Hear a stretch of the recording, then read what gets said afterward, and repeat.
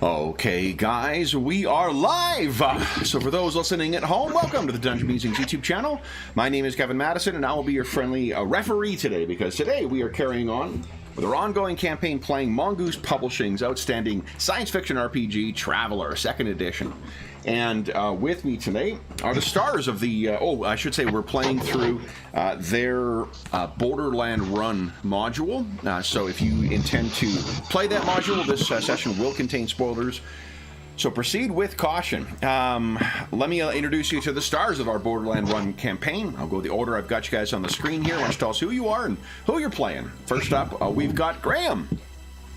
Hi, I am Graham, and I am playing Dane Loverick, who, if you are new to this particular story, he is a former Black Ops Marine with a dubious past, and I sense an upcoming dubious future.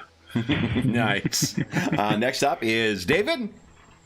Hi everyone, I'm David. I'll be playing Dr. Ilyas Abdel, a brilliant physician and geneticist who has swapped the ivory tower for the Petri dish that is the Borderland sector.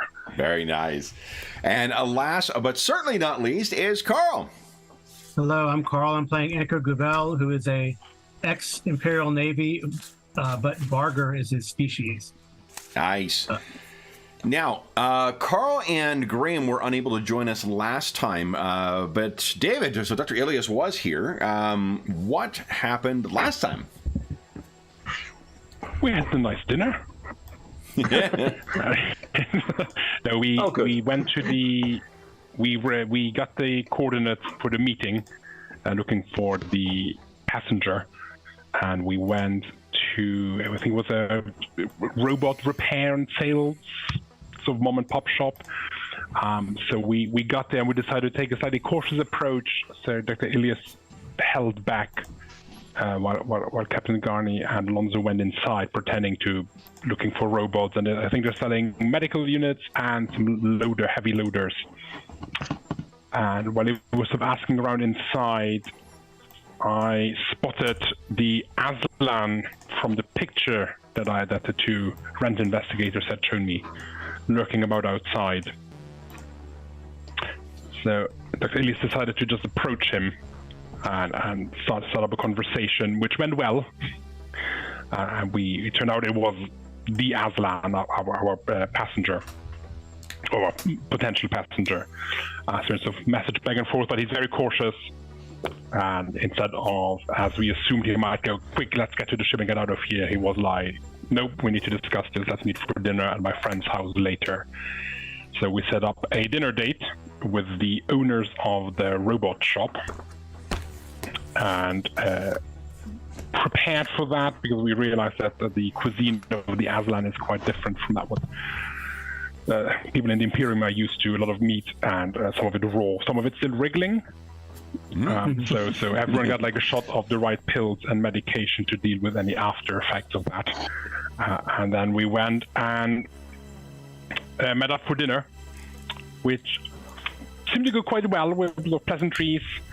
We sort of told each other a little bit about what we were doing. I think that Ilyas was slightly taken aback because everyone else was sort of ex-military and Navy and adventurous, and then he was accused of being an assassin and spy master, which he hadn't expected, but I think the Aslan assumed, because I was able to sneak up on him and notice him, that I must have some sort of hidden skill set, which was quite fun. I believe we found out that the daughter of the shop owner is quite sort of enamored with anything to do with adventures and heroics and hunting.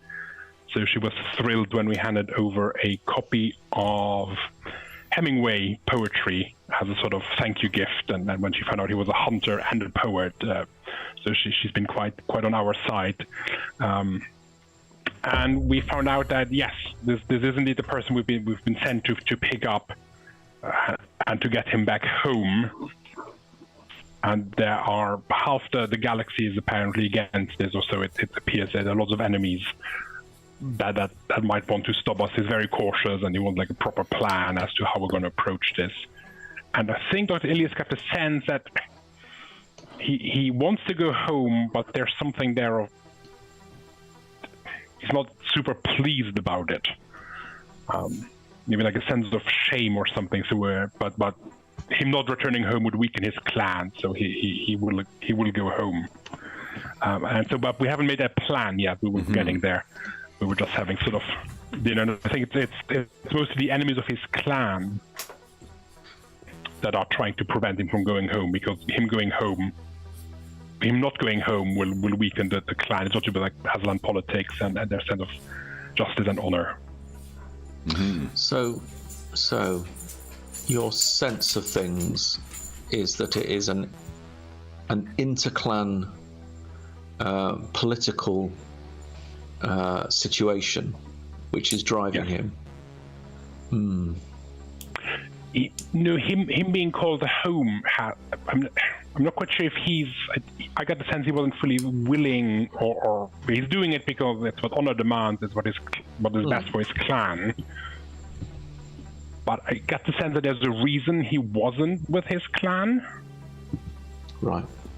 So we're not sure who's sending him back or why he's being recalled. Mm-hmm. But there's certainly those that want to prevent it. He's not going into specifics yet, so we don't know exactly who we're dealing with. I think the daughter blurted out that it's enemies of the clan. Should I have the name here somewhere? Her name is Wheeler. Yeah. Wheeler, yes. Yeah, and the Aslan name of your passenger, not Ernagal, is Tila Toral. Yes. I mean, it's easier with me taking him back, if that's what it is. If that's really what it is. Yeah. Yeah. So we've reached the planning component. Okay. I think what we'll do... Oh, David, I lost your camera for some reason. I'm not sure if you turned it off or it's roll 20 doing hiccups.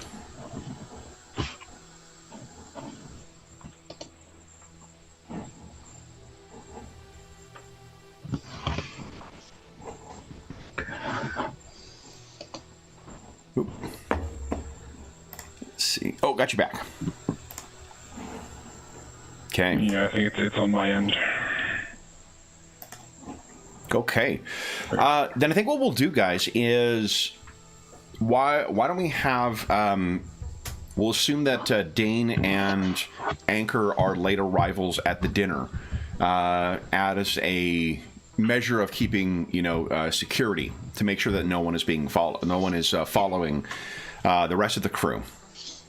We've only been at the dinner for a short time.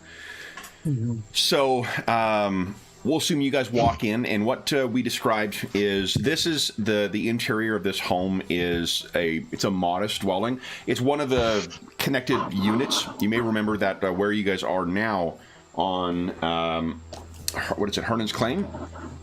Yeah, Hernan's Claim is that ex-mining facility with a weak or a thin atmosphere, and most of the communities are centered around the starport. This is a little off. It is in a Aslan quarter, and there's a big kind of concourse that leads into different habitats or homes for different people. When you get inside the home here, you can see that it has a distinctly lots of like curved surfaces and whatnot, everything, and lots of plants to try and make the place seem more natural. And there is a big long buffet table with not a buffet table, like a big long dining room table with people sitting, kind of crouched down on cushions and so forth, with a spread of incredible like spiced meats, and there's a couple of fruits and berries in there. There's a very sad looking salad. We were making jokes last time about it being like the fajita dish at the keg, or the when you go to a steak joint and you order the Caesar salad, it's going to be terrible because it's just not what they normally make. No, it's almost embarrassed, isn't it, to be on the plate? Yeah. Yeah, exactly. Yeah. And that's sort of what they've got out here to try and accommodate, a human palate. We talked quite a bit about what the last time about the diet and the cuisine of Aslan, and the fact that there's a lot of fresh meat on display here that has been prepared suggests that this is a big deal, whether that's for you, for Tila Toril, who is a guest at this home, or whether it's, you know, a combination of the two. This is an expensive meal for a place that has, you know, no atmosphere and nowhere to keep livestock and things like that. I mean, Aslan and Kakri are really not going to get on, are they? No, there's a reason they're on the opposite sides of the thing. You know, I really, I didn't know much about the Kakri before because just like they look stupid. So I was like, I don't fucking care about these things. Give me the Catman, like those are awesome. And then I read about the Kakri and I'm like, oh man, like, oh yeah, fucking genocidal, you know, militaristic ex-cow people. I love it. Yeah. All right. Okay. So then, what I think with you guys arriving, it is you can see that there is sort of one Aslan who's looking a little bigger and you know, a little more impressive, who is sitting at the head of the table, but it's a different one that greets you at the door. Anchor and Dane, they welcome you to their home. They, you know, Dr. Ilias, I guess you make your explanations for, you know, why they're late to the arrival. As you sit down, what the Wheeler, the young daughter, what she's... let me just double check. Okay, I've got the guy's name who owns the robot shop. His name is... Where is it here? I thought I had his name.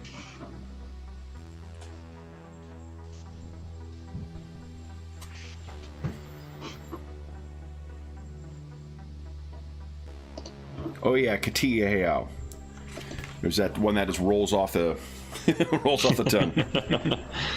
So Katia Hayao, he greets you, introduces you to his wife, introduces you to his daughter, and you guys sit down. And what Wheeler says shortly after you sit down and kind of taking in this spread, you each have had your own injection to be able to metabolize this stuff properly. The meats that Aslan eat without some kind of genetic modification, you typically, humans can't digest them. Same thing for Vargr. What is often the case if they're Aslan who are born in other societies like outside of the Hyrate, then they often have a treatment early on to have the necessary, you know, gut bugs to be able to digest non-Aslan meats. But as you guys are taking in this and trying to decide what, you know, where to start with things, Wheeler says to you, "They just told us who they are. Who are you?" And after she sort of blurts that out, the father, I think, kind of as a, you know, kind of like, knock it off. And then he looks over at Tila Toril, and he looks at you guys and says, "It is customary at Aslan tables for guests to introduce themselves." Oh, shit.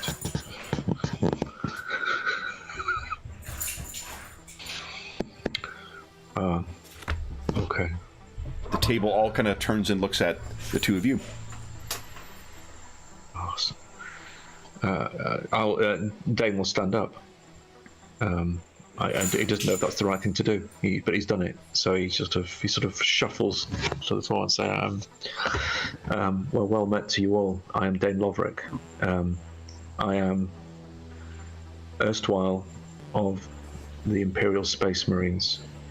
I am a force commander, a former force commander in the Imperial Space Marines of the Third Imperium. My role was to lead small groups of sentients on Imperial missions, and my duty was to undertake those missions with minimum losses and to create maximum effect. Most of my life has been doing that. But you introduced the man today. I am just a simple space hand. I'll smile and say, I'm here to ensure the ship is secure as best as that I can on the journey that we will be taking. I'm greatly honoured to share the table with you. That, rather embarrassedly, I sort of just sit down. Okay. Do you salute at all? I think what I will do, actually, rather than salute, is I will. There's nobody military here, is there, that I'm aware of? No, Captain Gandy's not here today, and Anchor is. Anchor's ex-Navy. Yeah, but he's an NCO. We're kind of ex. Yeah, I think what I will do is I will simply. I'll probably put my hand over my heart, which is like more of a civil greeting rather than anything, but it shows sincerity, and I will just nod. Mm-hmm. Yeah, and I can see and then sit. They're not at war, but they're certainly not. The Hyrate and the Third Imperium are certainly not buddies. So no. Saluting someone who may be serving a foreign force is Yeah. Okay. I'm not really. So that's kind of how I pitch myself when I sit down. Yeah. So Tila Toril, he you can see he's sitting up pretty straight. He's doing a decent job of hiding how impressed he is with that kind of service. Wheeler is doing a much worse job of hiding it. Her eyes are like saucers. You are by far, notwithstanding Tila Toril, the coolest fucking human she's ever met. So she's just like, and you can see almost like as if she knows her daughter well enough that you can see that the mother has put her hand on Wheeler's lap as if like, not now. No, steady. And then the table's gaze turns to you, Anchor. So Anchor says, I too have a long history of service with the Imperial military. I've served for over 20 years, and I have done my service very diligently. Space Hand Lovric takes care of the security inside the ship. I make sure that the security outside the ship works, including gunnery, which I do not mention we do not have. Yeah. Well, unfortunately, that is something Wheeler asked about before, about what guns do you have on your ship. So... Yeah, I saw that. Yeah, and she sort of like blurts in. She says, "Wait, do you have guns in your ship? Are they secret guns?" Pop-up turrets. Well, it is a work in progress. So, in any case, I do make sure that the ship also does not, along with Dr. Elias, does not disappear into the ether of jump space, and just generally help around the ship, make sure it is ship shape, being a Navy rating for a long time. I think he's a pilot, right? He's a pilot. Yeah, you're the pilot too. Yeah. Oh, yeah. I am also the pilot of our vessel. Wheeler says, "Are you a starfighter?" Says, no, but I did the what is that little tube thing? Oh, the Argona. I did the Argona run in 12 parsecs. Yeah, her eyes kind of like, wow. That's she's not sure what that is, but it sounds impressive enough to her. And I think it's there are Varga on the colony, so you certainly have she's met some before, but again, you are the coolest Varga she's ever met now. So the Tila Toril, I think after hearing the introductions, his eyes, you can see Dr. Ilias, you can feel them on you for a moment as if he's like still thinking that there's more to you than what you're willing to admit here. And we all think that. Yeah. So then Tila Toril says, before getting in, says that please, it is our custom that you eat while we discuss. Feasts are for company. And the way we've been kind of talking about this is, imagine a mix of like really aromatic cooked meats, heavily spiced, but like really exotic spices that feel like they have unusual combinations for you. There's probably some dishes kind of like steak tartare, type stuff, and then there are some small live things that are also being enjoyed by the Aslan, and it's also worth noting that the way that they seem to consume these things, Dr. Ilias told you beforehand that one of the things that they will do sometimes on long star voyages is that they'll put meat on a little robotic version of it so it looks like it's squirming around and then eat off of it because it just makes it more palatable for them. That does not seem to be the case. These are full-on live things, which means they were transported here likely in cryo. So again, a very expensive dish. I can't remember if any of you guys ate them last time. Did anybody? I think Alonso. Oh yes, Alonso did. Yeah. Adventures. I think Captain Ghani and Dr. Elias were a bit like, we're good, thank you very much. I can't remember. I didn't actually look up to see what Vargar cuisine is like. What do Vargar? Is it like a canine kind of cuisine where it's mostly? It's more or less canine. Okay. Well, I mean, dogs are kind of omnivores anyway, so you'll get It's closer to probably not consummate carnivores like Aslan Hunter and thing. Not anymore. Yeah. I'm sure there's some planets that do that. Do that. Okay, so then do either of you partake in any of the more exotic fare on offer here, or are you sticking to... I think Anchor's going to try. Okay, nice. And Dane? I think I'll pass. A lifetime of eating MREs or, whatever is served on the Navy ships, I can understand why that would make for a unadventurous palate. Yeah, not for me. Yeah. But I think he will... I think he will make great show of enthusiastically eating whatever it is that's anything else that he picks up. He's going to make great play of really enjoying it and licking his lips. That salad, the sad salad. Yeah. Okay, so with the introductions done, he is satisfied, and the conversation, I guess, will turn to the trip. And what he says is, have you plans to avoid my enemies? Are we clear which systems your enemies are on? Has that been agreed? He kind of growls low. They hunt.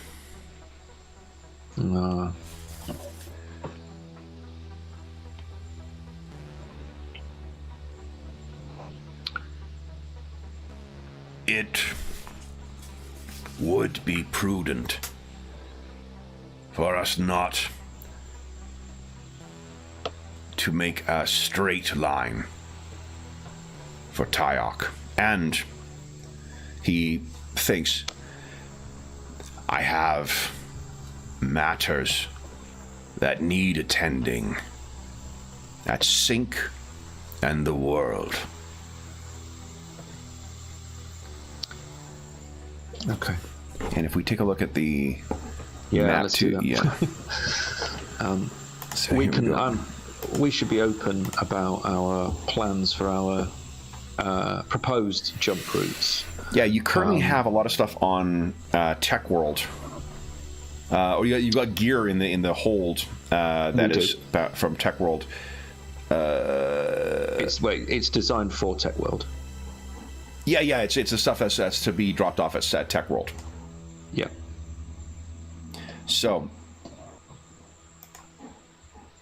where he needs to stop is Sync is 2 parsecs away from Tech World, and then the world is 1 parsec away from that, and then there's Tyok. I think what your initial plan had been was to jump to there. Yeah, you guys still have like 15 weeks though. I think it's 15 or 14 weeks. You've done 1 jump from our. No, it was 14. It was 16 weeks from the time I picked up the package, or was it 16 weeks from leaving Argona? I can look it up in the adventure, but if you guys remember. Yeah. We are operating currently on week well, between week 5 and 6 of the operation from Spurl. Oh, right. Okay, so that's not counting down. Let's see here.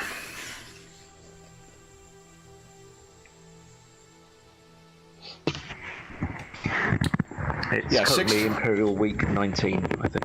So 16 weeks from leaving Argona. Ah, okay. In which case, yeah, that's... Because you went, it was one jump from Argona to... in Urin. In Urin, right? And then it was a week, about a week's travel to get out to... Hernan's so it's Claim. just over 3 weeks. Just over 3 weeks we've been running. Okay, so you guys... Wait, since Argona?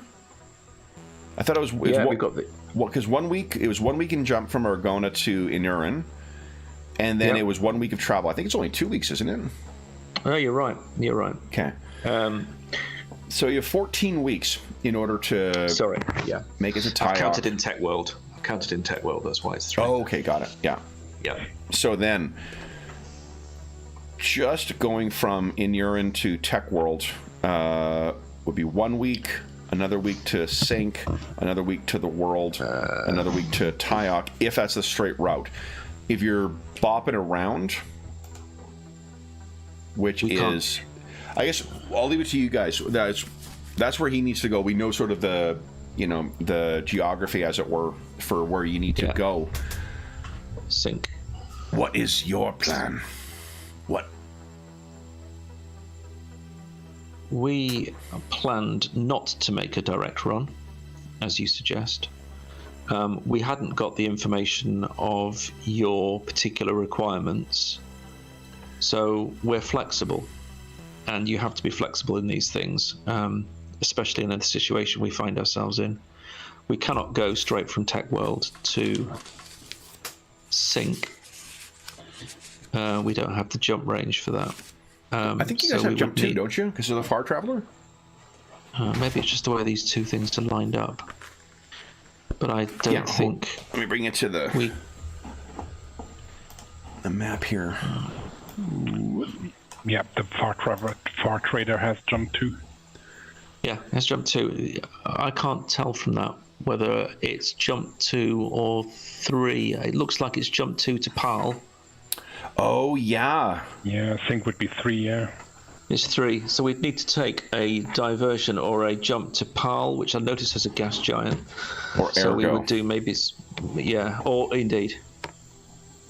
Ergo is a red zone, which I would tend to avoid. It's a red zone, but you may remember that Ergo is that place that has all those... It's sort of a, like... It's a red zone for the Imperium, but it doesn't mean that the Imperium can properly enforce it. It is more... the interdiction is a form of armed tracking satellites, but it's the coverage of the satellites are limited, which means that there's a fair amount of ships that visit Ergo if they have a reason to do so. So if we could do frontier refueling at Ergo, then we would probably do a jump 1 to Ergo. Do a frontier. Ergo's got a gas giant too. It looks like it's got a gas giant. Oh no, hold on. On yeah, it does have a gas giant. Depending on the nature of the interdiction and what that looks like regarding frontier fueling, we could do Ergo and then jump to Sync. Ergo also is a bit notorious for it is one of the kind of Mos Eisley's of the Borderland sector, or the Void's Edge cluster. There's lots of rival barons and whatnot that are there, ne'er-do-wells who want to skirt past the... if it's a red zone and people think you can't go there, great place to go and, feel safe from the authorities and whatnot. So Ergo could possibly be there. The PAL, if I recall, I think it might have a military presence. Was that the one that had that, legacy... of the Sindalan Empire? I mean, Ergo feels like a no-go to me, but it depends what PAL offers. It's got gas giant. We could do maybe a frontier refueling there. If we could look at the sort of Taz details or the details on Powell, we can maybe make a call. I can't remember if it's Powell or Hilford that had the thing, but let's take a look here. That's what we need to find. We've got the data. Okay, Laiawaha subsector 179. Okay, here we go.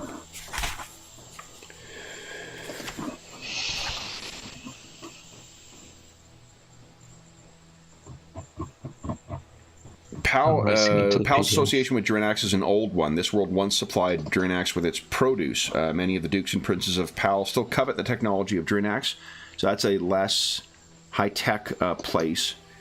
Hilfer...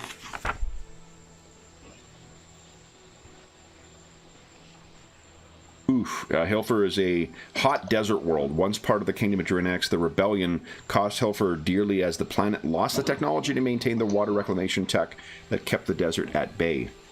Sink is a kind of like a swamp world that has a very small starport and then a small community that it's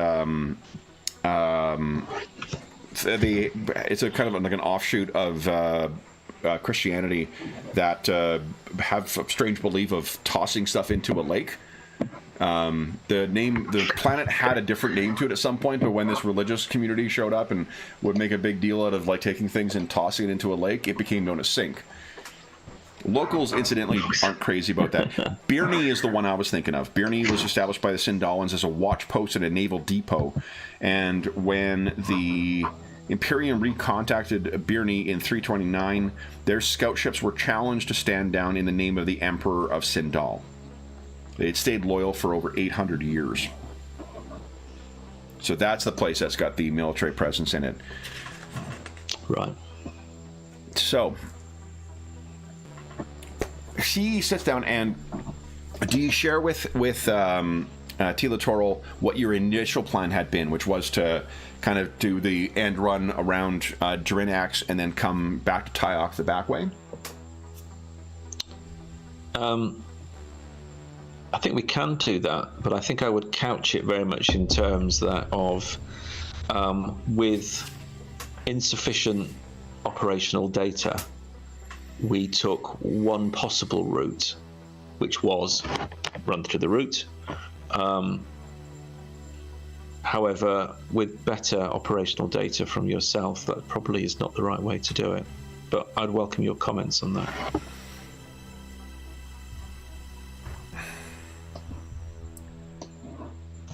It would seem prudent for us to appear as if our destination was not obvious. Yeah. The more we appear as idle traders, your vessel is unarmed, we shall appear as...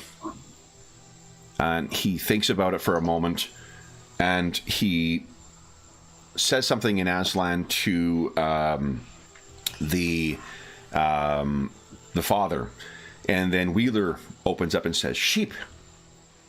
And he looks at her and nods. "We shall appear as sheep." Nah.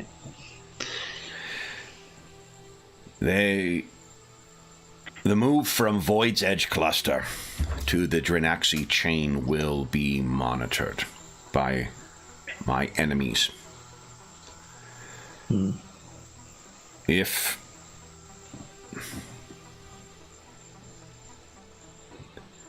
we spend two more weeks in Void's Edge, appear to those watching as if we are simply conducting business, and then move to the Void's Edge Cluster.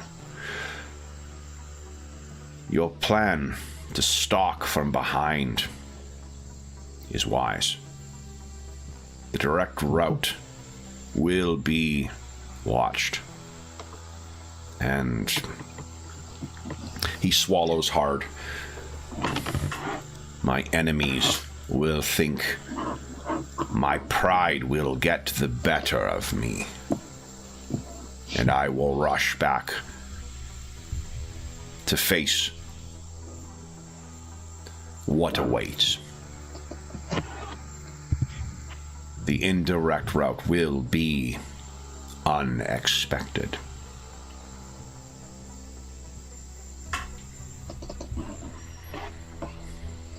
Then we shall continue with our plan. And we shall continue to sheep-like trade. You know, it's... Wheeler says, how will you get him to the ship? Tila Toro looks at her and then looks up at you.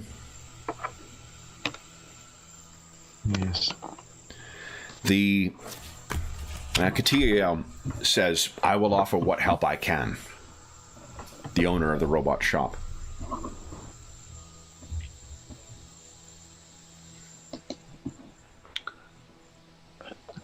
Yes. I assume Octil is thinking to himself, not necessarily saying it out loud, but I assume, given the whole pride, honor aspect, a crate, stuffing him in a crate is out. No, it could. Pass. There is. Would suggesting that be like insulting him? Yeah, no, it's a good question. Would you vocalize that? What you can do, actually, you know what? Why don't you do this? First off, we forgot, guys. Why doesn't everyone give us a D6 roll and see how much luck you have to work with for today? Nice. It's never enough. Whoa! Starting strong. Sorry, let's do that. Just pulling up astrogation data. There we go. 15 luck for the day. Pretty good. Okay. Why don't you give us a... Oh, I forgot to grab my screen again. Let's see. Oh, boy. Oh, right, there's no character sheet in here. I have to go to the list.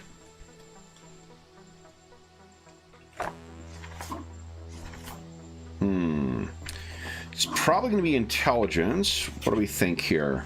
Is there a social science skill? Yeah.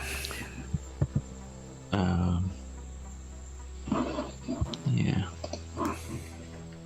There is something called sophontology, which is the study of intelligent living creatures, or history. To Dr. Elias, do you have any training in science? Yes. So why don't you give us... I'm assuming you don't have a specialty in any of those ones I mentioned, like history or... No. No, okay. So why don't you just give us a science check? With intelligence. Just intelligence, yeah, with no penalty.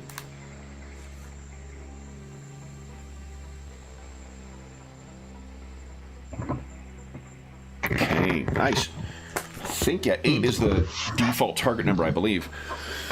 So what, is that right? Before I get a comment on...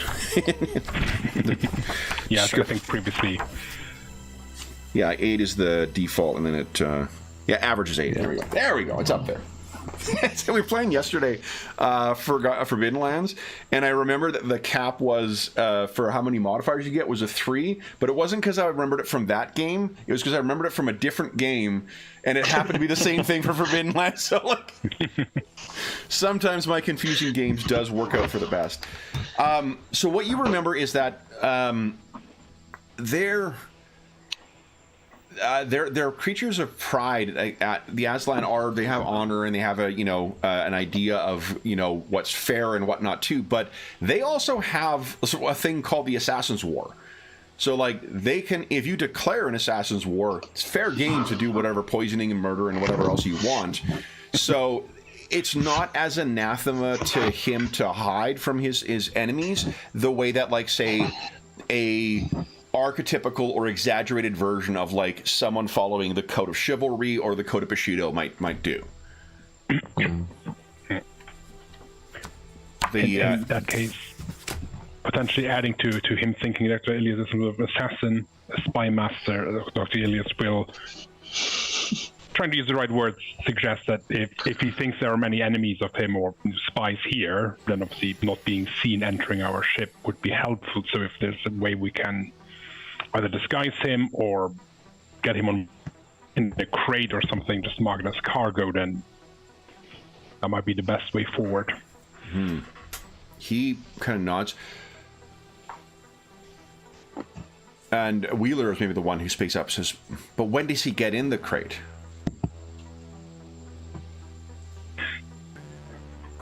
Well, we could buy a robot from your dad, then get a crate delivered from the shop to the ship. He nods and he says, you don't have a cargo robot for your ship yet, do you? We do not.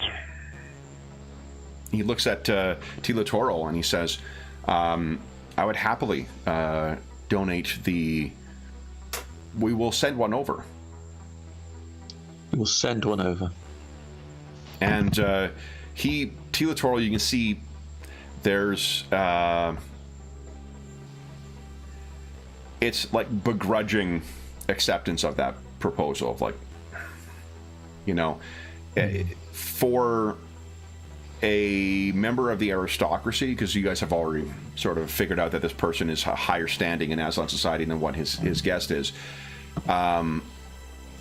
He seems to be mindful of what he's taking from these people. The spread before him, this other stuff. Like, these people, they're living on Hernan's claim. They're not exactly, you know, flush with resources.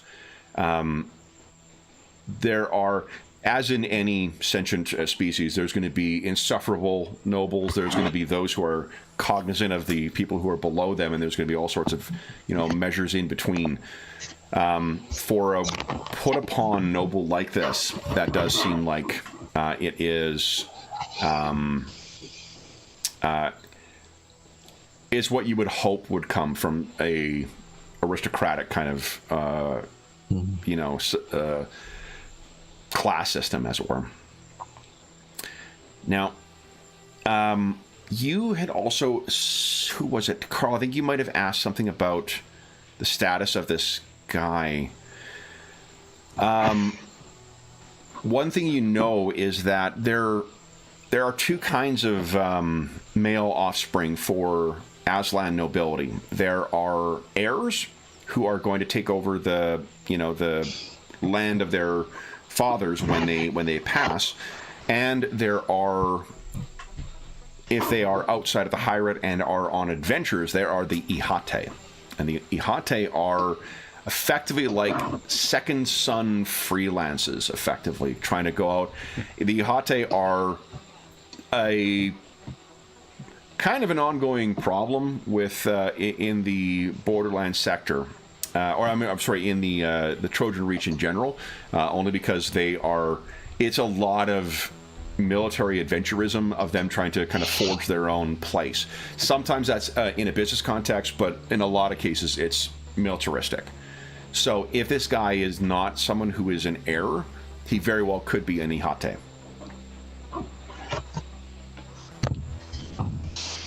So, but Tila Toro does seem to be agreeable to this plan. Okay. Have you... This is, I think, Wheeler once again. Have you been followed thus far? She wouldn't say thus far, so far. Has anyone tracked you? Have you found his enemies? Not here, as far as we know, but on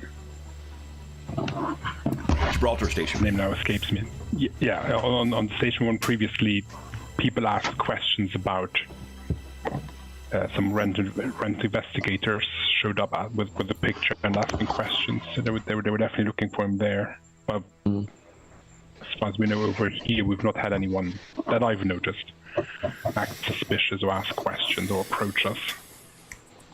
Tila Toro says, My enemies will have contacts. Where do you propose our first port of call be? I'm assuming you guys told him the jump capability of your ship. Do we go back to Argona? To Spurl?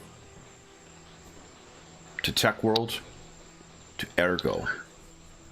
We already have registered cargo for Tech World. It would be suspicious to do anything other than go to Tech World. The Kiteo kind of looks at Tila Toro and says, they have the most advanced scans of anywhere, possibly in the Reach. He nods at Tila Toro and says, care must be taken then. If Tech World is your first destination, I should remain hidden. Or perhaps just on the ship. And from Tech World? Okay. So from Tech World, I think we were going to be... Well...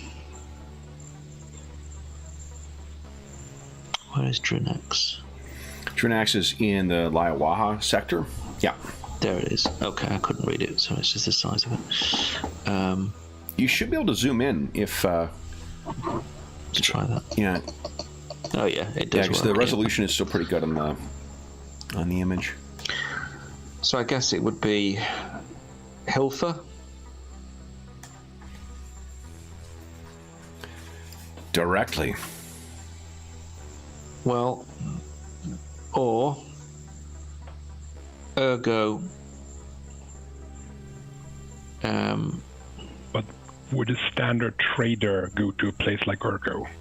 No, I still think Ergo is a no-go. Ergo is not... Again, like the thing... Remember who that... the reason I mentioned Mos Eisley is not because of like bounty hunters or stuff like that. The reason that Han Solo's in Mos Eisley is because the best fucking, smuggling jobs can be found there. It's a similar type of thing to Ergo, where the reason you risk going there is because all the best ne'er-do-wells and whatnot in the region will be there. And you may not only get potentially run into some old allies or whatnot, and potentially run into, or have a safe place to sort of hide, at least safe from the people outside of Ergo. It also potentially can give you people you can meet up with to get a sense of what's going on, what news is coming from the other things. So particularly the two things you guys have heard about thus far, more pressing to you guys is the pursuit of this Aslan, apparently.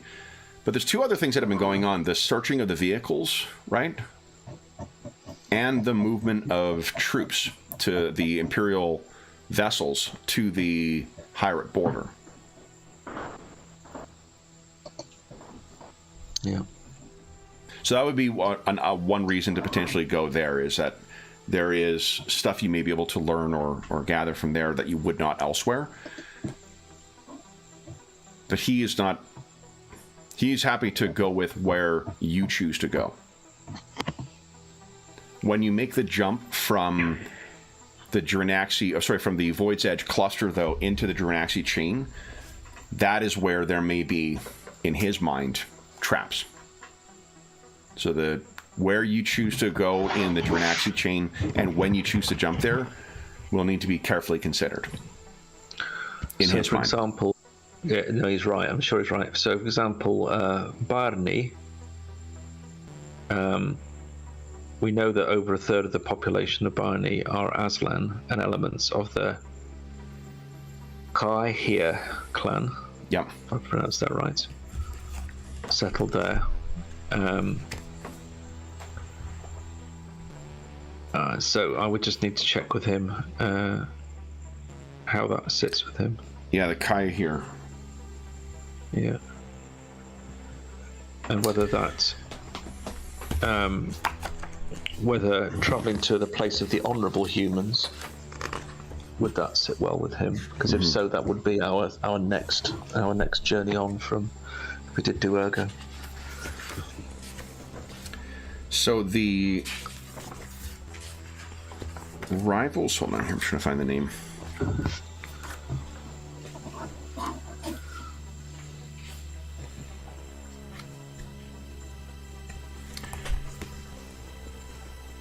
I mean, you know, the fact that Barney's is heavily invested in by GDCO should make us all feel very good about ourselves.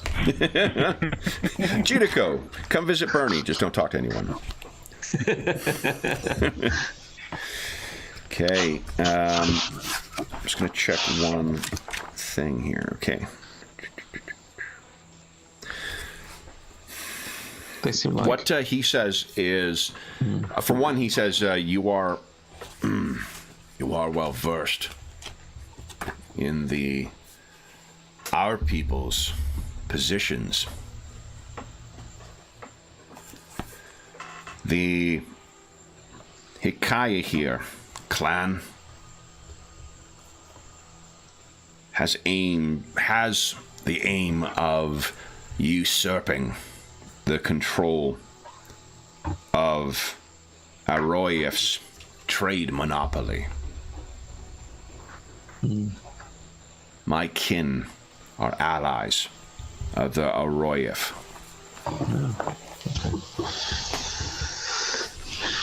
Got off the idea now. If they learn of my presence, they may be eager to harm the Arroyev by way of my kin.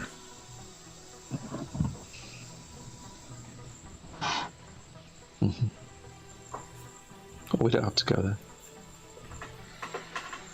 It feels to me like not a good place to go. I could stay on your ship still, but... My suggestion is you should do that, regardless of where we go. Right. A lone Aslan aboard your ship in Bernie may draw attention. Hold on, what's the name of them? Sidala Knights? What were they called? The Knights of Birney. The Knights of Birney are...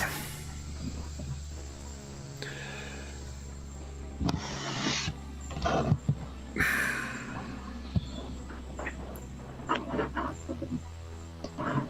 trying to think of the word. Sorry, it's not efficient. Comprehensive in their searches for contraband.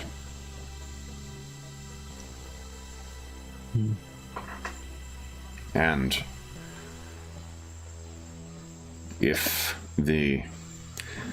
while they would not war with them and have welcomed the pirate,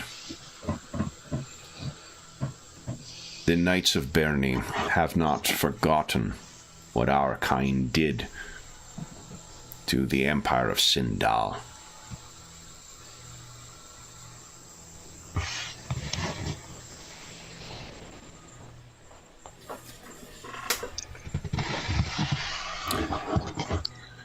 So what do you guys think? Is the plan to go to Tech World and then figure out where to go from there, or do you want to have an idea of a couple jumps ahead of where you're going? He would like to go to Sync before anywhere else. And with a jump 2, you guys do have, you've got effectively, 14 more jumps that you can do before time runs out. So he wants to go to Sync, you said? Sync first, and then the world. The world.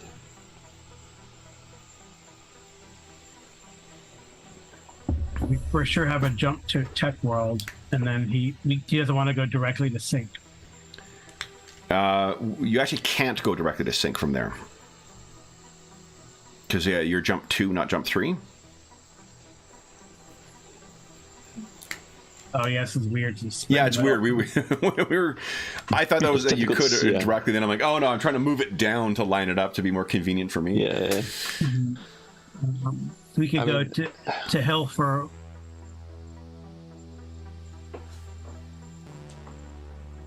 And then sink. Helfer is the one that's the desert world. Yeah. So we'd have to land and refuel. Yeah.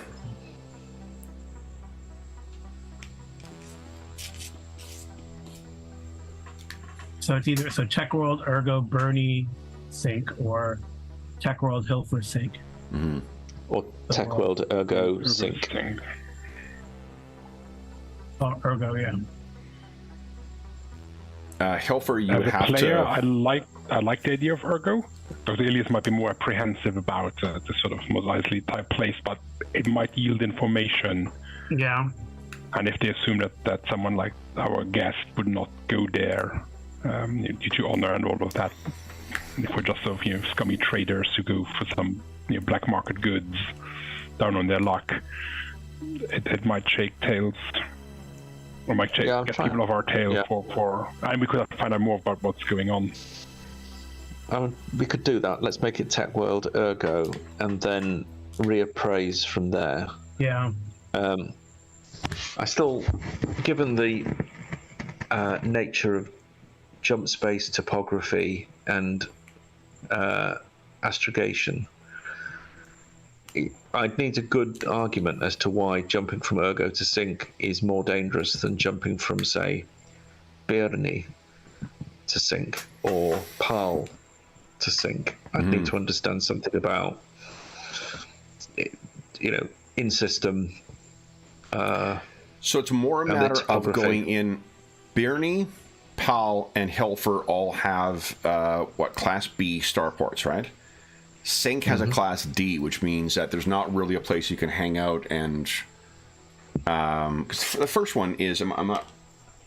Remember the first one is the first one. Sink is where he wants to go, so we'll go to the monastery, presumably, and. Well, there's a starport there in addition to the what do you call it? The monastery and the community that's around that. I mean, you guys make sure you've leveled up your throw stuff in lake skill if you want to blend in. So we'll take the local mead. And but I think I assume the things they throw in the lake are not alive. No, it's like big big obelisk type things. Okay. Yeah, it's a very strange religion coming from. Viewing it from off surface. It's the reason also they get a little sensitive when you call the place Sink, because it's just like what you're known for this one strange religious quality. I will say that I use actually that as a prompt. We had one of our gaming marathons that when we used to do them in person was on Sink, and I sort of fleshed out the reason for why they were doing that stuff, but that's not canonical in this campaign. Because I basically used a Call of Cthulhu adventure and reskinned it for why they're tossing shit into the lake. Okay. Sorry, I was looking up the world codes. Yeah, first one's starport. Okay. Slowly learning. Yeah. It's only taking me 8 months. Yeah, so the reason I mention that is only because it'll be harder for them to justify hanging around waiting to see if you're there. Sink and Ergo also both have gas giants that you would be able to refuel. And Inurin is unusual in the mining the gas giant thing. So you should be able to save yourself a little bit of dosh, as they say. Yeah. But... So, if that is the plan, to leave Inurin and head to Tech World, keep him on the ship, figure out what you're going to do for cargo, and then stop off at... I guess one upside to going to Ergo is remember, like, the further away that you're going, both in terms of gear and Hold on. The people, I know it increases the further you're going. Is the cargo increased by how far you're taking it? I'm not sure that it is. Check that. Yeah, because I know that We've got 49 tons of freight and mail ready to go on the Tech on our World. accounts. It's Tech World, yeah. So I know, like, for the travelers, it's the passengers. You multiply, like, the farther you're going, the more expensive it is. I wonder if there is, I'll check that. or more lucrative. I wonder if it is the same for trade.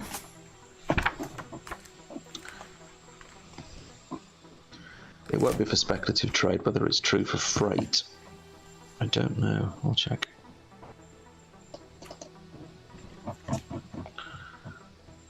But either way, we're pretty much good to go for Tech World and to jump.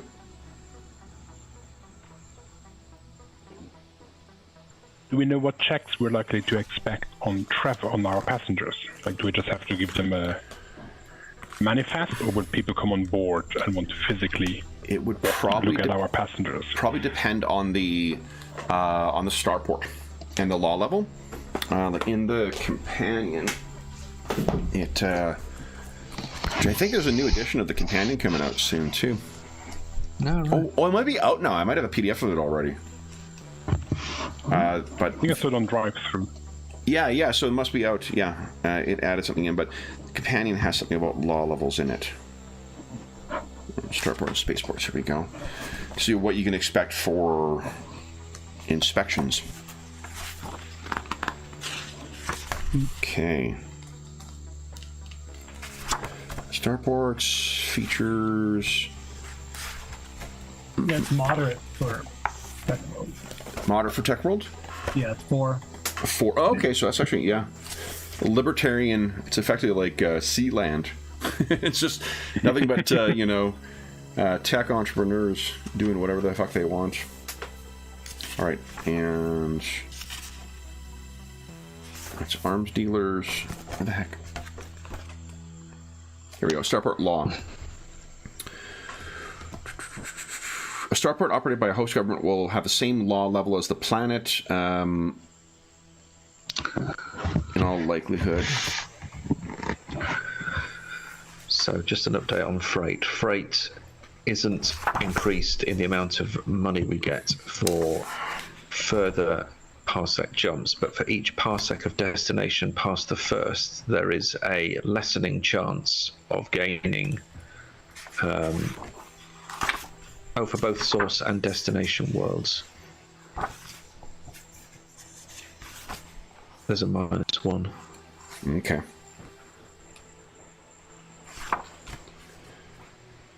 So I thought that there was a thing about scans for arriving.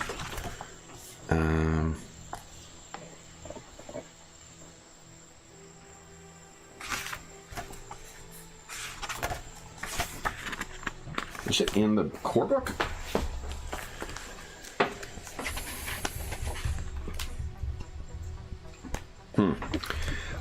You said it was 4, right? Yeah. Okay.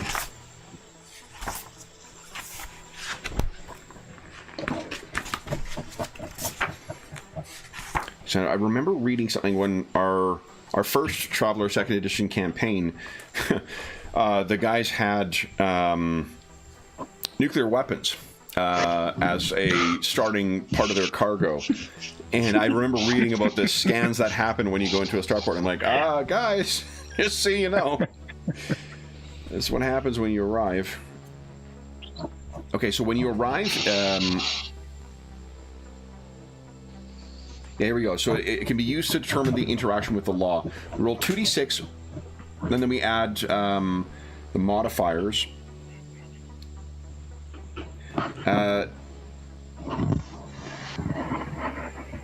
And they go from check to investigate to apprehend.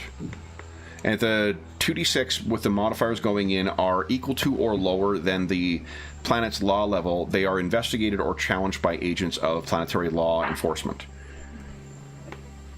Right, assuming you guys aren't causing any problems, probably the worst that will happen is a check, which means not a scan of the ship. It means that you If we roll this, then it will result in the traveler's travel documents and identities are checked either by a police officer or guard or electronically by querying the traveler's comms. A successful admin or streetwise check can allay suspicions, but if it's failed, the planetary authorities move on to investigation. Investigation results in a detective or bureaucrat probing deeper into your background. If you have a ship, it'll be searched. So 4 or less is what I would need to roll on a 2d6, and it doesn't look like there are any modifiers, and that would trigger only a check. You then have an opportunity to try and respond to that. So it's going to be, for Tech World, really a matter of, like, you register and whatnot, and then it just assumes that you're fine. There's a low likelihood of you being investigated, and then if they are, that's a step. That's a step up in the bureaucratic process. What's the law level at Birney? Is law level... Hold on, where... The last one. It's the last one? That's a 9. Yeah, it's... Sync is 0. Sync Paul is 0. 9, and Hilfer is like a... Yes. Hilfer is like a... Dane can finally go running around with his railgun. Hilfer, we're not... Yeah. Hilfer, we're not going. That's A. Oh my god. Yeah, Helfer's got a very high law level. Pal's got a pretty high law level. But again, even then, like, it... yeah. The first thing is just the check. It's just a more thorough inspection that you'll be getting for it. Ergo has 0. Yeah. Falcon has 6. That's cool. Okay. And then again, like, those of you with admin or streetwise, you can still use that to allay suspicion, even if a check is triggered. So having a fake passenger ID for our guest, yeah, in a lot of places would be not a problem. Yeah, in terms of they wouldn't like probe too deeply necessarily. But no, and having a false identity gives you, what is it? Other crimes have a set DM modifier. So a false identity is the law level -5. So it'd be -1 to the dice modifier. If you're arriving on Tech World, it's a -4 on Birney and whatever else. So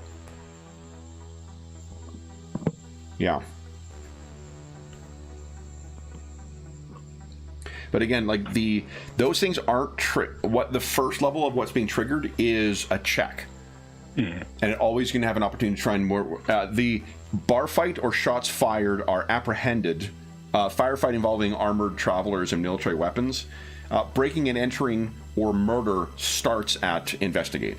So you're not, until you get to that threshold, you're really not triggering anything that bad. So does that help with deciding where to go and what to... Mm-hmm. Okay. Then, anything else you wish to discuss? So it sounds like that you guys have a plan in place for having to go. You have an opportunity to talk to him or talk to Wheeler or the Kiteo, the host, or tell them anything if you wish.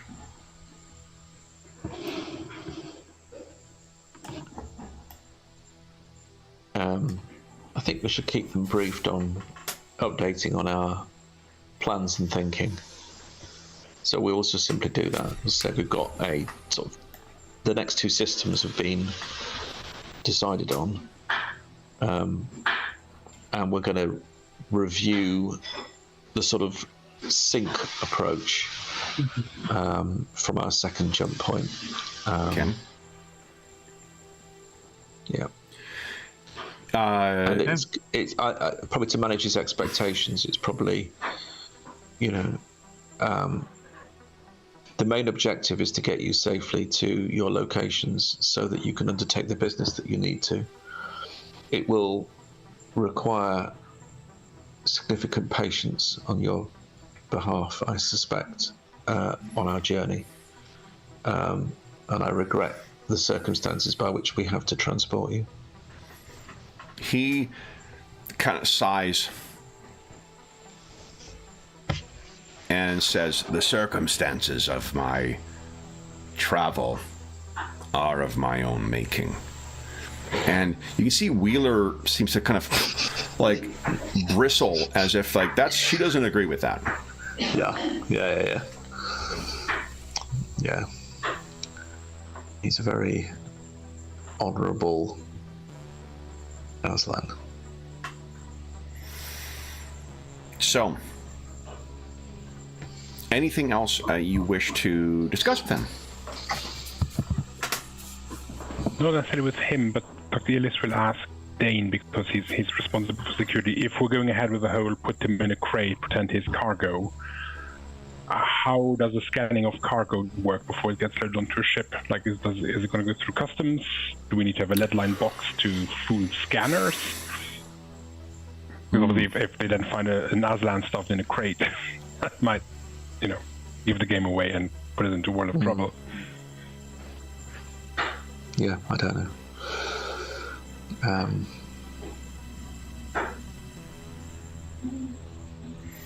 There's a chance it'll be the same type of random law level roll to see whether it's something that is scanned in detail.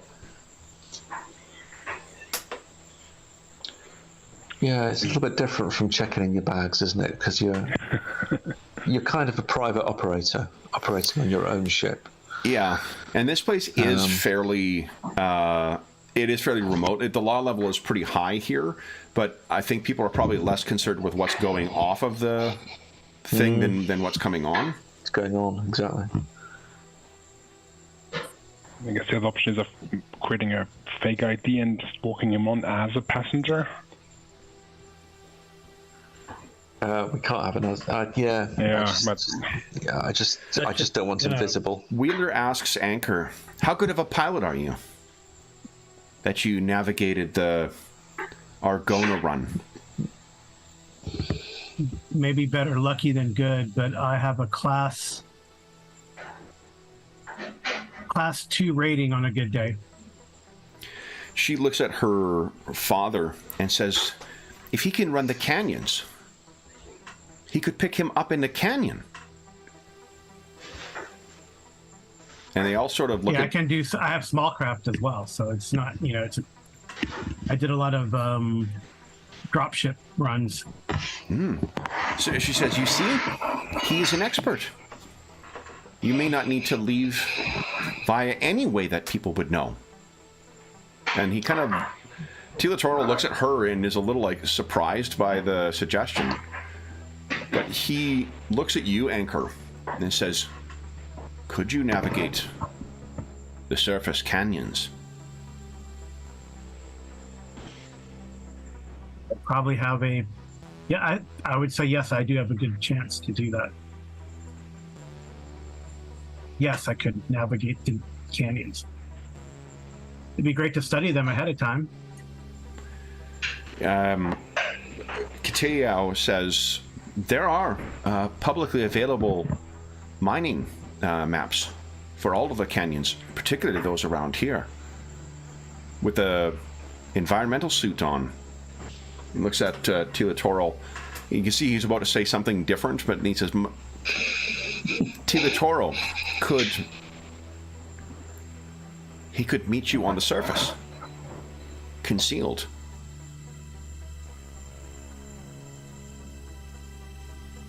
And Wheeler seems to look at you, Anchor.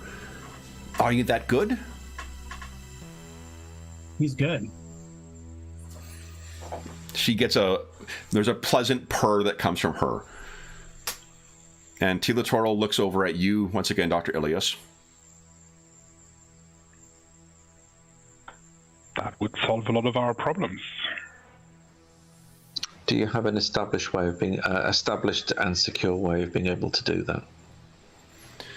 He looks over at Katiel and he nods and says, "It is not unusual for locals to go onto the surface, and it is not well monitored."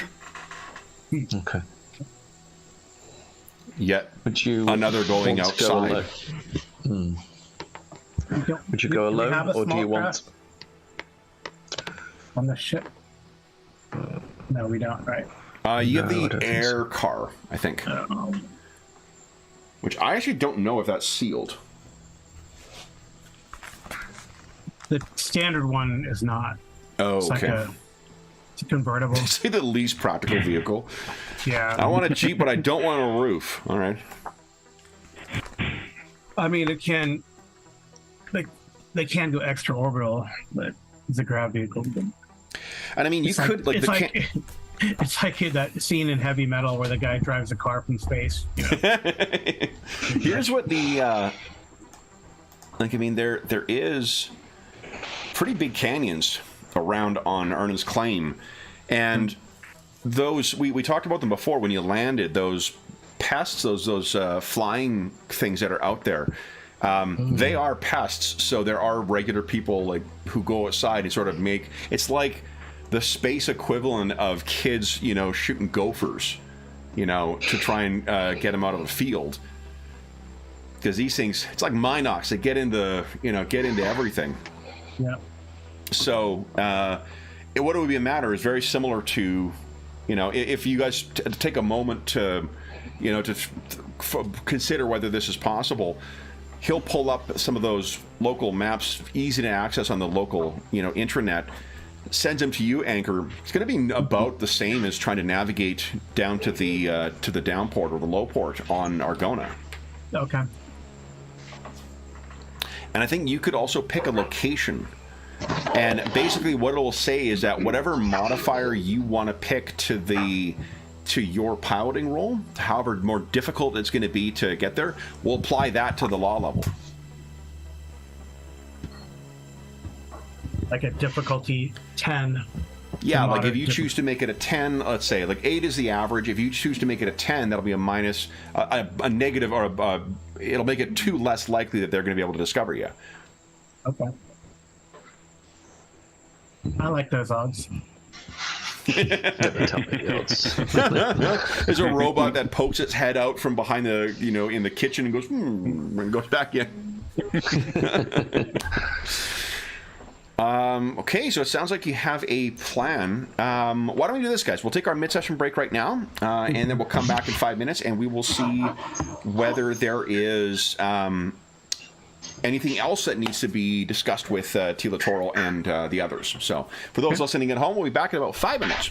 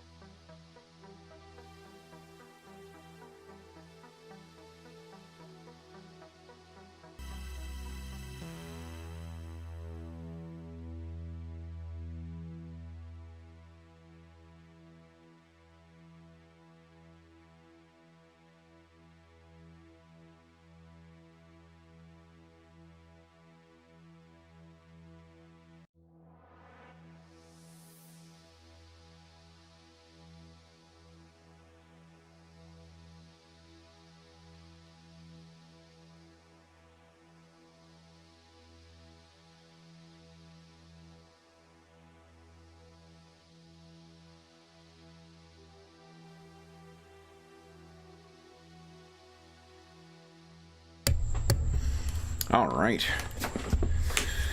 I had to put my meal kit thing away, and when I was doing so, I found that I had a mango in the fridge that I forgot about. So I have a found mango for after the session.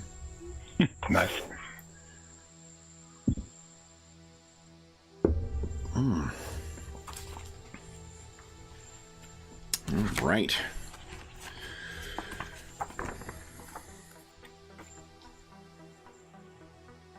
Oof. Hernan's claim is a law level of 9.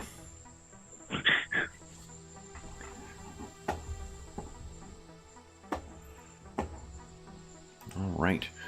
I'll bring you guys back to the dinner here.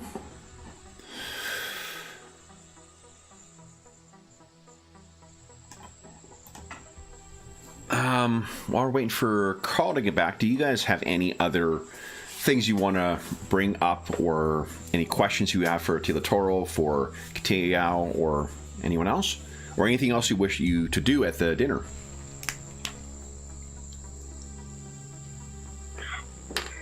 He didn't say why he wanted to go to Think and the World. He just said he wanted to pass there. He hasn't volunteered that, no. He just said that he needs to stop at both of those.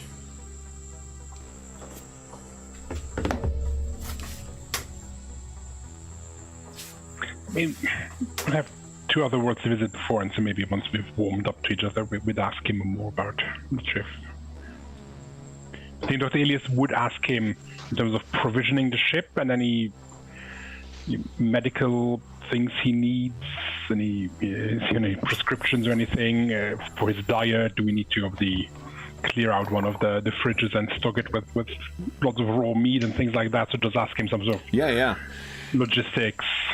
What do we need to get ready before we leave? Yeah, I think he at first will kind of struggle to answer that, but then Kateyao will say that we will ensure when the robot is delivered that it has everything suitable.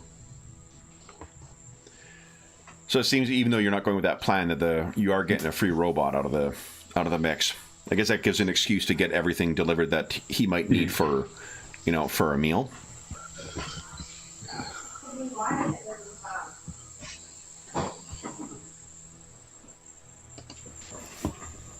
Anything else you wish to address, or?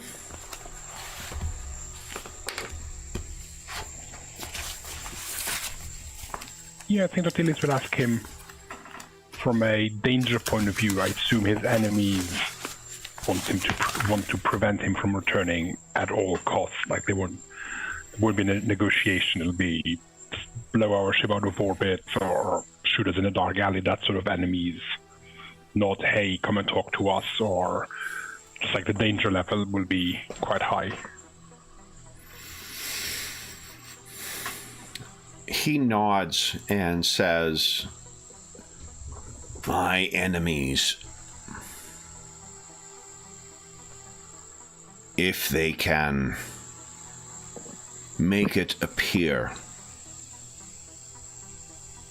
that I chose not to return, that would effect the most injury on my kin. How they do so is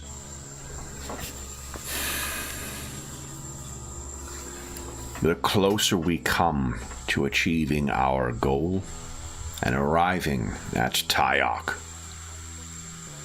the more desperate they are likely to become. Mm-hmm.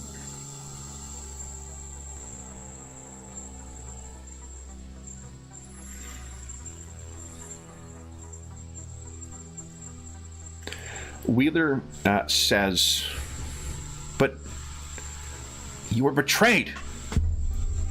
And he shoots her a look that I think is probably the harshest look you've seen from him.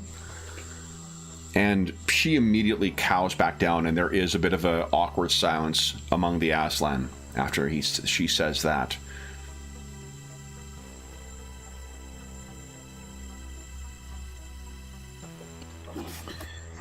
We only need to know things that would dramatically affect the operational status of this mission. Tila Turtle looks at you and kind of, from one warrior to another, appreciates what you're offering, and he nods and says, if there is anything that would jeopardize your undertaking, I will ensure you are aware. I have no doubt. It seems you are aware of the reach and the power of my enemies. Yes. Then it will suffice.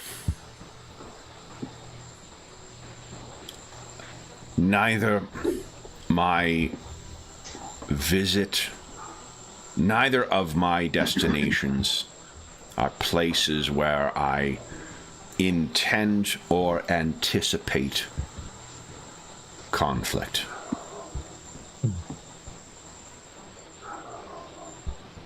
They are simply... There are tasks that must be completed. We shall plan for as many eventualities as we can. And he touches his chest in kind of a way that you did as well, and sort of not bows, but like kind of nods towards you. I will be of what assistance I can in those circumstances. Understood. Wheeler is back. Oh, no problem. Wheeler is kind of looking back and forth between the two of you, and her eyes are, in spite of, being chastised, she's once again kind of looking back. Then, Carl, what we were just doing is, if there's any other questions or any other topics of conversation or things that you'd wish to ask of Tila Torol, of Katia Yao, Wheeler, or his wife.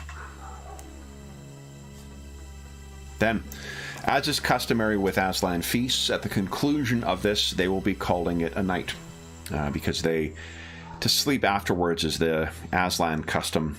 So they thank you for arriving. They indicate that the transmission that, or the comm link that you were sent the transmission from, the captain was, that they can transmit back to that once you are ready and with the location.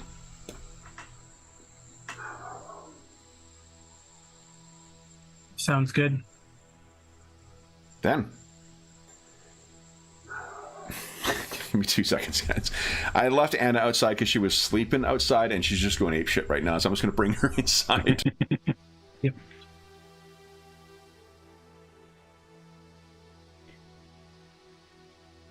Dane, were you asking if he is happy to go into the canyon by himself, or were you going to offer bodyguard duties?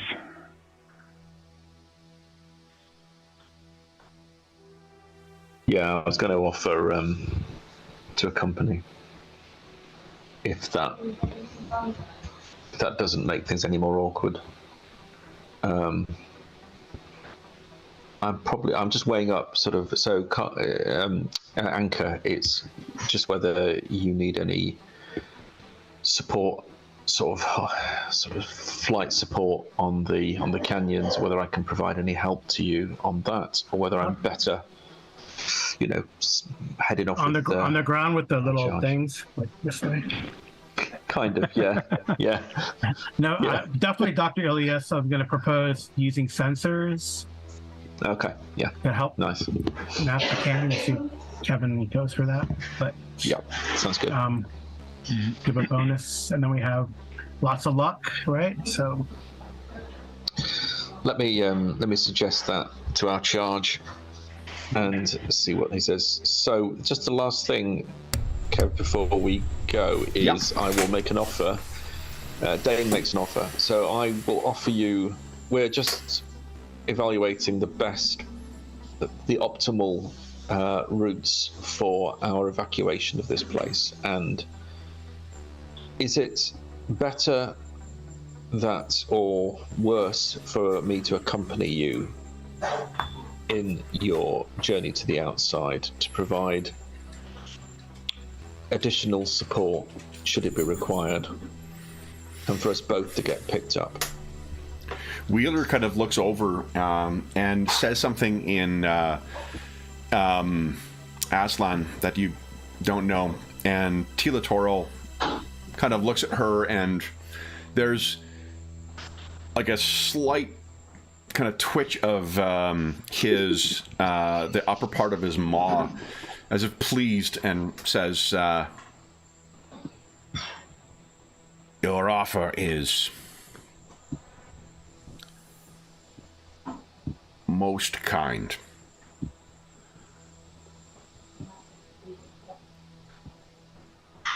We know not what the journey home might bring, and I would welcome you at my side, but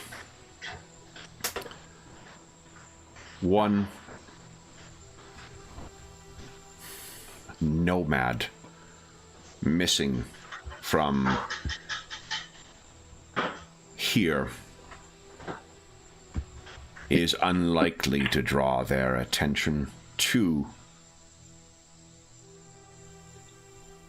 and one armed at that. A visitor may draw more attention. Very well.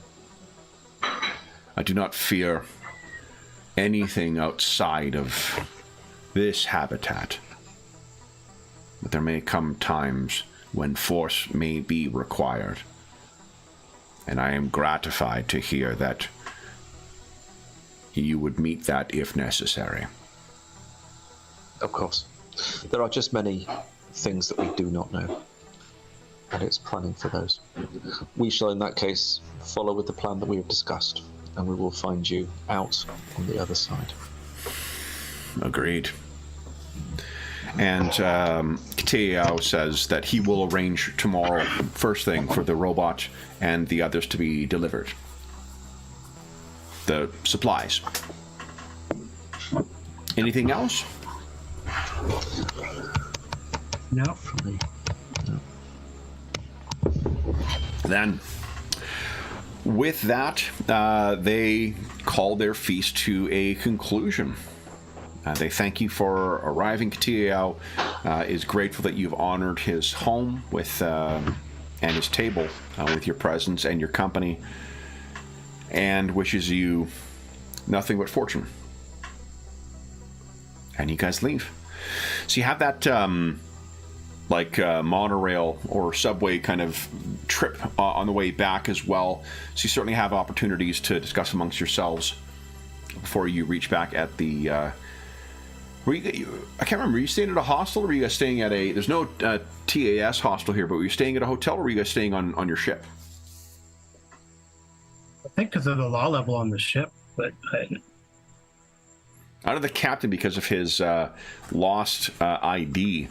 I wish I had... Right. Oh, no, but he had that... Right, no, he had that peace bond, or whatever.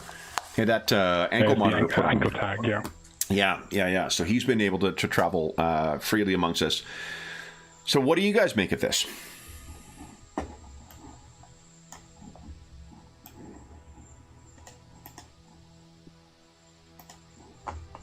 you have anything you guys wish to discuss away from the Aslan?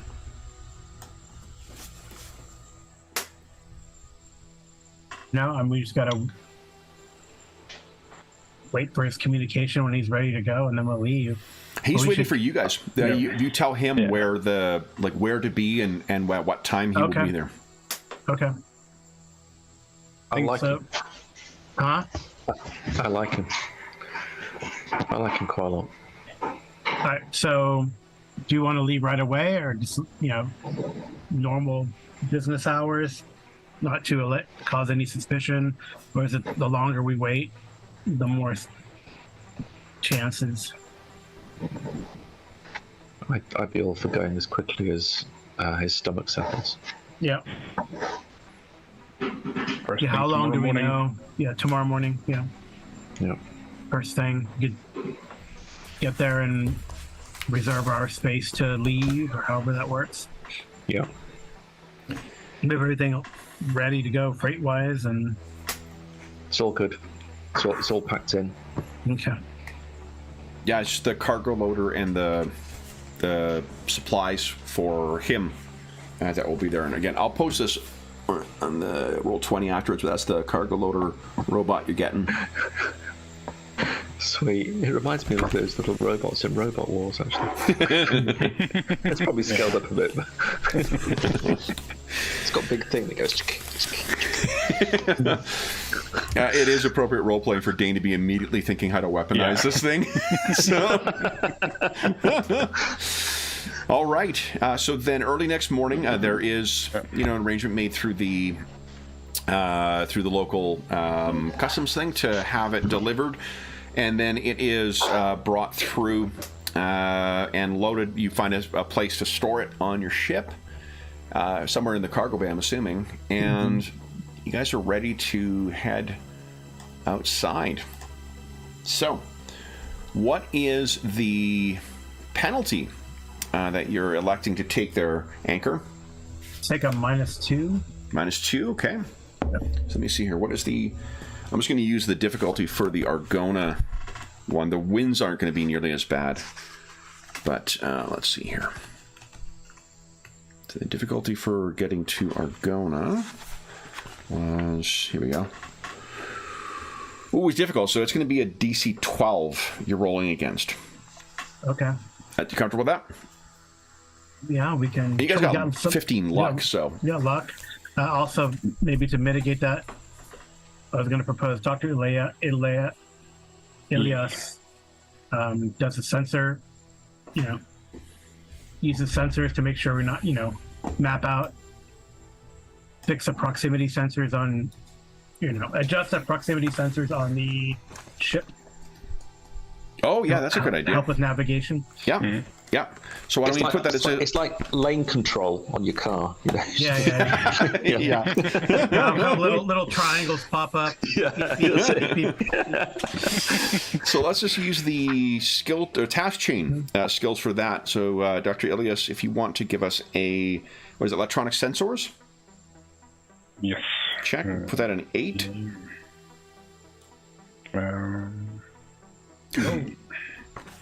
That ain't good. 7. So you would actually need 1 luck to make that a success. Right now it's failed with by 1, so it would be a -1 to Anchor's pouting check. If you spend 1 luck, that gives you a +1 instead. I will have to spend 1 luck. Actually, if you spend 2, it'll net to +2. Oh. Oh, that's good. Yeah, that? Okay. Do that. Yeah. All right, so you're going to have +2, so that brings it back down to a 10 Anchor. And then bear with me a moment here. I'm going to see... there might be a way for you guys to affect the law level roll as well. So what I'm thinking is there is an ECM action you can take in combat, right? So it's like, I guess, Dane's not doing anything, so if he wants to... Yeah, well, I mean, let's see here. Because if you can kind of conceal... Where the heck is it? Oh, here we go. Here we go. Okay.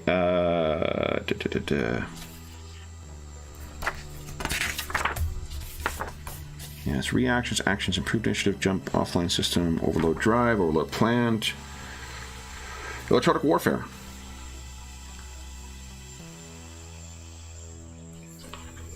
I'm happy if you want to make this electronic warfare would be an electronic comms check. Are you trained in that, Dane, whatsoever? I have electronics. It's not always obvious what specialties I've got. I think it's Would it be electronics computers that I have rather than comms? I think Possibly. I think I might it is. want to. Let's see here. If it's core skill, you're a Sensors marine. and comms, yeah. Oh, I've got it here. Hang on. It's electronics computers. Computers. Yeah. Okay. So then what? Trying to remember. It's not It'll just be at the 0 or a zero whatever. modifier. Okay. yeah. So yeah, just give us a. Is it int? Straight electronics I think so, yeah. education, or it can be. or it could be education. Yeah. Inter-education. I think this is more int Sure. only because you're trying to think on the fly of creating this stuff rather than Yeah. following up. I like that. That makes sense. Let me just pop that in. Okay. No modifier to that. Yep. Yep. Now let's see. Let's go. Big money. Come on. I wouldn't. So Can I eat 2 luck? you can. And Only right now it's plenty, -2. okay. You could, with 2 luck, will give me a -1 to the, or a 1 modifier to it. So it'll be 3. If you use 3 luck, it gives me a 2-point modifier. How do we feel about it? Yeah. Yeah, go for it. Okay, let's go for the 3 luck then. Okay. All right. So I have a -3. All right, then. Anchor, would you give us a piloting check, please? Okay. +2. Nice. Nice. Look at Hey. that. With a +1. All right, so then let's see if you are detected. I have a total of, let's see here. So the law level is currently a 9. I'm reducing it to 6 on account of all your shenanigans. And down. I'm going to reduce it another 2 because it's not really. This isn't something terribly unusual. So here we go. I'm rolling a 2d6. If I roll 4 or less, there will be questions. No problem, guys. So, the vehicle. Why don't you tell us what it looks like, Carl, as you bring this thing carefully down into one of the canyons a mile or so off from the starport? Yeah, with a few beeps and adjustments by Dr. Elias, we were able to, with maybe a little scratch on some limestone that might scratch the paint of the vehicle. Don't tell the captain. We're able to maneuver our way, kind of do like a little flyover and come around, type of thing, where we land, Nice. near the. Well, he'd probably like not out in the open, but in a spot where we can pick him up, where we pre-planned. Awesome. And there is, let's see here. I did not load this yet, but here, guys, that's the Aslan vac suit. Nice. And that's what you see come out from the shadow of one of the corners of this, almost like Ben Kenobi coming out and throwing the hood back. He, Tila Toro comes out, meets up with you guys or walks over to one of the airlocks, and then comes aboard your ship. Now, let me just add him as a crew member. Let's see here. Oh, there he is.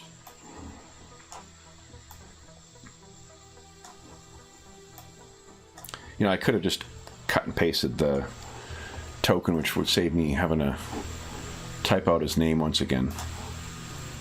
So why don't I just do that instead? Let me go to GM Slayer. Yep. You really only have like one airlock? No, it has like these bay doors. There's one on each side, isn't there? There's bay doors. No, there's only like one little airlock. But it has these bay doors on the cargo, but I don't know if we want to. Oh yeah. You probably wouldn't. Throw those. Everything goes flying out. Yeah. Those But Minox come flying in. it comes in through. See it on here. Okay. That thing. Okay. Which cabin is Tila Toro getting? Ooh.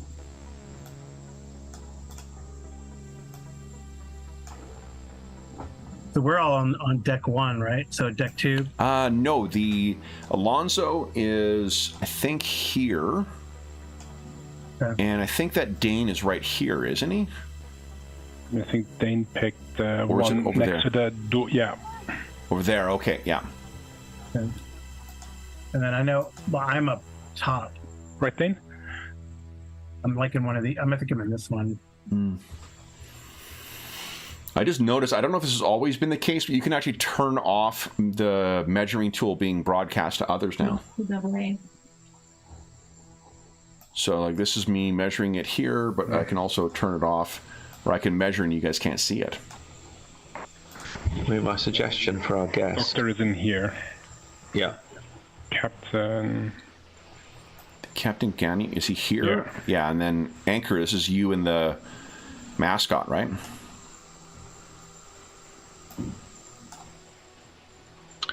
I mean, my suggestion for our guest is that he has the room. He should have the room opposite the passenger lounge to give him maximum prairie space.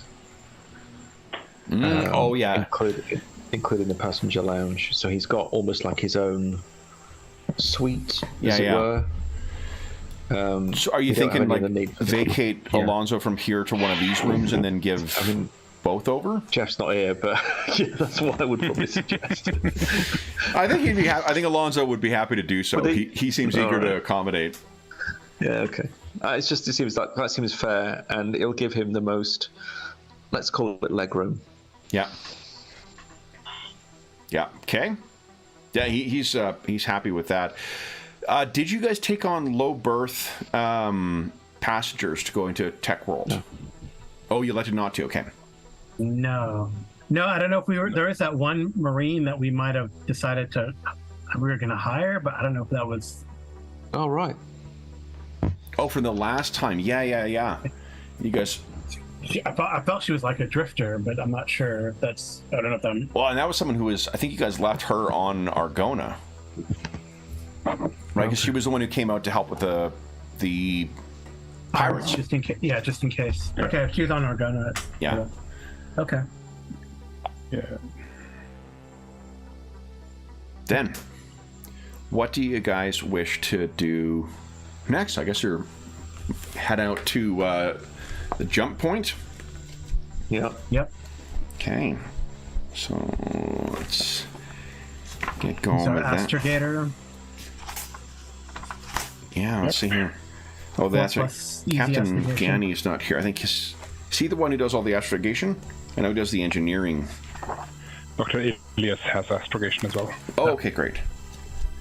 Let's see here. Yeah. Let's make this a good one. I guess. I'll try my best. So, Captain, I have good news and I have bad news. Which would you like first? We were able to, do the canyon, but we blew up in Wide open space. Yeah. next session, new session 0. So the upside, Captain, is that our maintenance costs on the ship are going to be a lot lower now. Downside. All right, so first thing we need to do is it needs to be plotted. This is an easy astrogation check. So it'll be 4 with an astrogation using education. And then a DM is a number of spaces we're jumping. Oh, yes. And this will be, I think it's only 1 parsec, right? Yes. From here to, yeah. So education. At -1. Dr. Elias, would you like to... Ooh. Oh, that's easy. You made it. Yep. You need a 4. Yep. It's like seeing those 1s come up. All right. So, yeah, you've got the set or the thing. You wouldn't need to travel. How long was it to get away from... It's 100 times the diameter, isn't it? 1. Yeah, how big is the planet? Yeah. There was... I don't know why they don't have this in name. Like, I have my old Mega Traveler Starship Operator's Manual. It has all that stuff in the back. Yeah. I always calculated the jump shadows, just so I calculate how far away it is. But Yeah. It doesn't come as standard. So let's assume. Yeah. How big is the world, and that'll tell you how far we have to go, and then Yeah, you it's look not. on another table. I always used to calculate the size of the star as well, just in case. Oh yeah, this is. I mean, the Hernan's claim is way the fuck out in the system. It is, isn't it? Yeah. Yeah. Yeah, what size is it? Although Do this you is, know? it's either a binary or trinary system though. In okay. here, right? So that was one of the things that made it difficult to do so. Yeah. Let's do this. Let's just roll, because of the different moving parts in here, let's assume that there is 4d6. No, that's not right. Yeah, that's right. 4d6 hours to reach the... so you're free of all the different jump shadows. Yeah. So whoever rolled... Dr. Elias, why don't you give us a 4d6 roll? 12 hours, so half day. Okay. Okay. And then it is an easy engineer J drive check for the jump. I think Captain is the only one who is trained in that. It's the only engineer, yeah. Yeah, so I'm why don't we working on it. Let's see here. Captain. All right, let's go here. Engineer J drive. And is there a modifier to this? Let's see here. Modified by the task chain of the original astrogation check. So that was 3 over. I love the task chain mechanic in this game. Plus 2. Pretty good. Nice. That's good. Oh, well, awesome. He is pretty good. So then, schwack, you guys are off. Oh, you know, I forgot to grab, guys. The random events on the jump trip. Hold on here. I gotta grab that book. Everyone have a drink. Damn, I thought we got away with it. I know. I could have done the convertible thing in the canyon too, because I do have grav. So in the future, if we want to just heavy metal it down to the planet surface in a convertible aircraft. That's so dumb.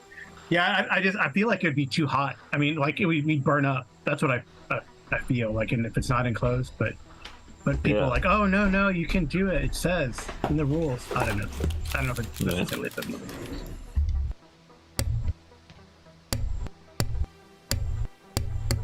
All right, there we go. I was going to say too, I got when I was cleaning up my kind of book room, I found my cards from the original TAS Traveler thing. It has like stats and stuff on them.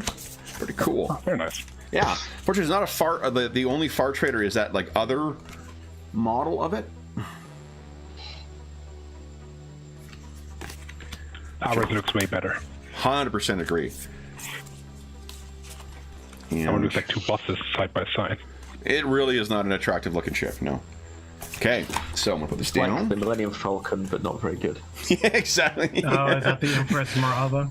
Yeah. Yeah. Yeah. It's the that meme of like, what you ordered, what you got.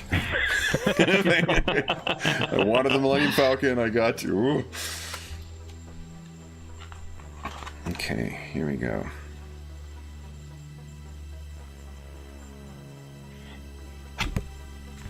I thought it was this one here. Hold on, where's there? Oh, we can jump. Yeah, there we go. This is, I've mentioned this before, but it's from issue 7, volume 7 of the TAS journal. That's where this chart comes from. So, I think it's 3d6 I need. Let's see here. Is that right? Oh, no, okay. Anchor, would you give us a d6 roll, please?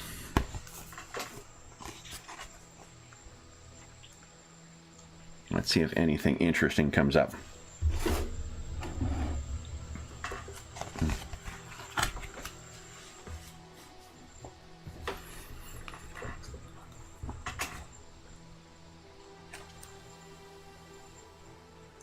Anchor, are you able to give us a d6 roll? Perfect. 2 things. All right. And then Dr. Ilias and Dane, would you each give us a 2d6 roll, please? Okay.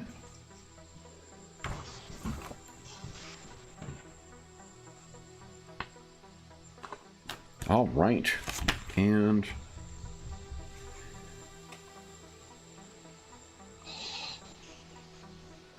oh, that's interesting. Okay. So, I'll go the order that they showed up in the screen here. So there is a 7-day journey to reach Tech World. The first thing that is going to come up is that the ship's paperwork is out of order. But the ship's paperwork is out of order for the better. So there is some advantage that you guys are gaining from the ship's paperwork being out of order. And I'm open to suggestions from you guys for what that might be. Recognizing that you're arriving at a place that is quite, what do you call it? Not quite heavily monitored as far as law level, but like the scans, the capacity for them to be able to scan is going to be equal to, if not beyond, what any other place you're likely to visit in the Trojan Reach. What do you guys think? Is it showing us the wrong frequent flyer status? Or giving us TAS gold membership instead of silver, so we can jump queue and not get scanned as much? That could be, yeah. I mean, they've registered the Captain Ganny's picking up his new ID in the TAS hostel on Tech World. Yeah. Yeah, we've perhaps saved them time by already incorporating Tech World revised scan protocols, which causes them a real pain. And instead, we've accommodated that up front, so it's saved them time and saved them bothering with a few things. Okay. Yeah, maybe triggered by the fact that Captain Ghani has to get a new ID. Right, we had to update all our protocols appropriately to Tech World's pain, but. So they now it's going to be easier to move through. Sure. What I'll do is I'll modify the law level roll when you guys arrive for that. That sounds. Maybe what I'll do actually is I'll put it's a Bane, I think. Boons and Banes in this game, right? Yeah. Boons are good. Banes are bad.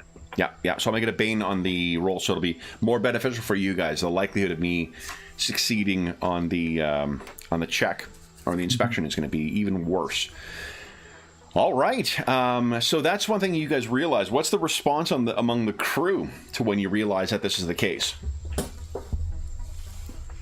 That like, holy shit, we're not going to, we're not going to have to check or to have to go through as thorough of an inspection.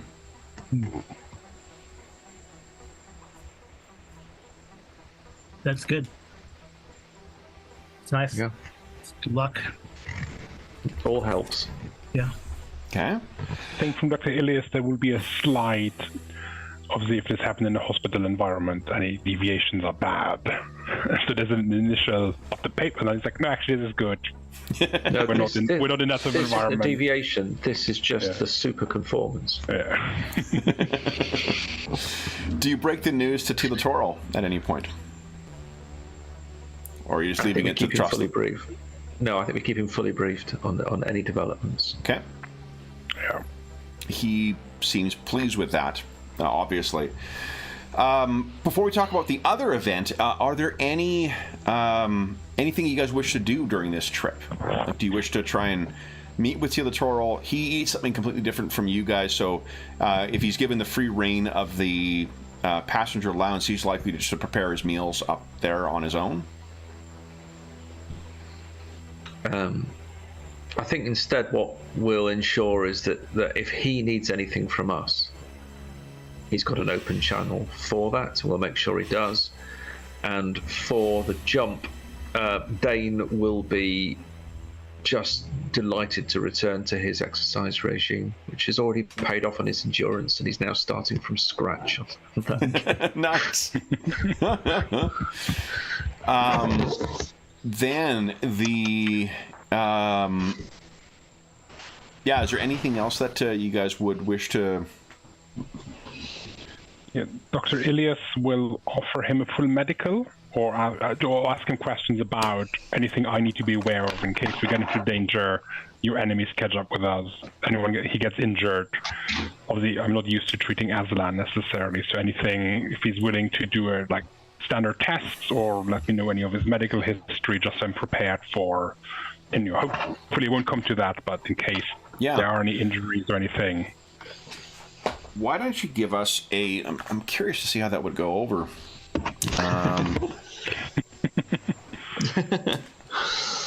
But I don't think it's necessarily that he would deny he would reject it out of hand, but he also still has suspicions that you're some kind of, Yep.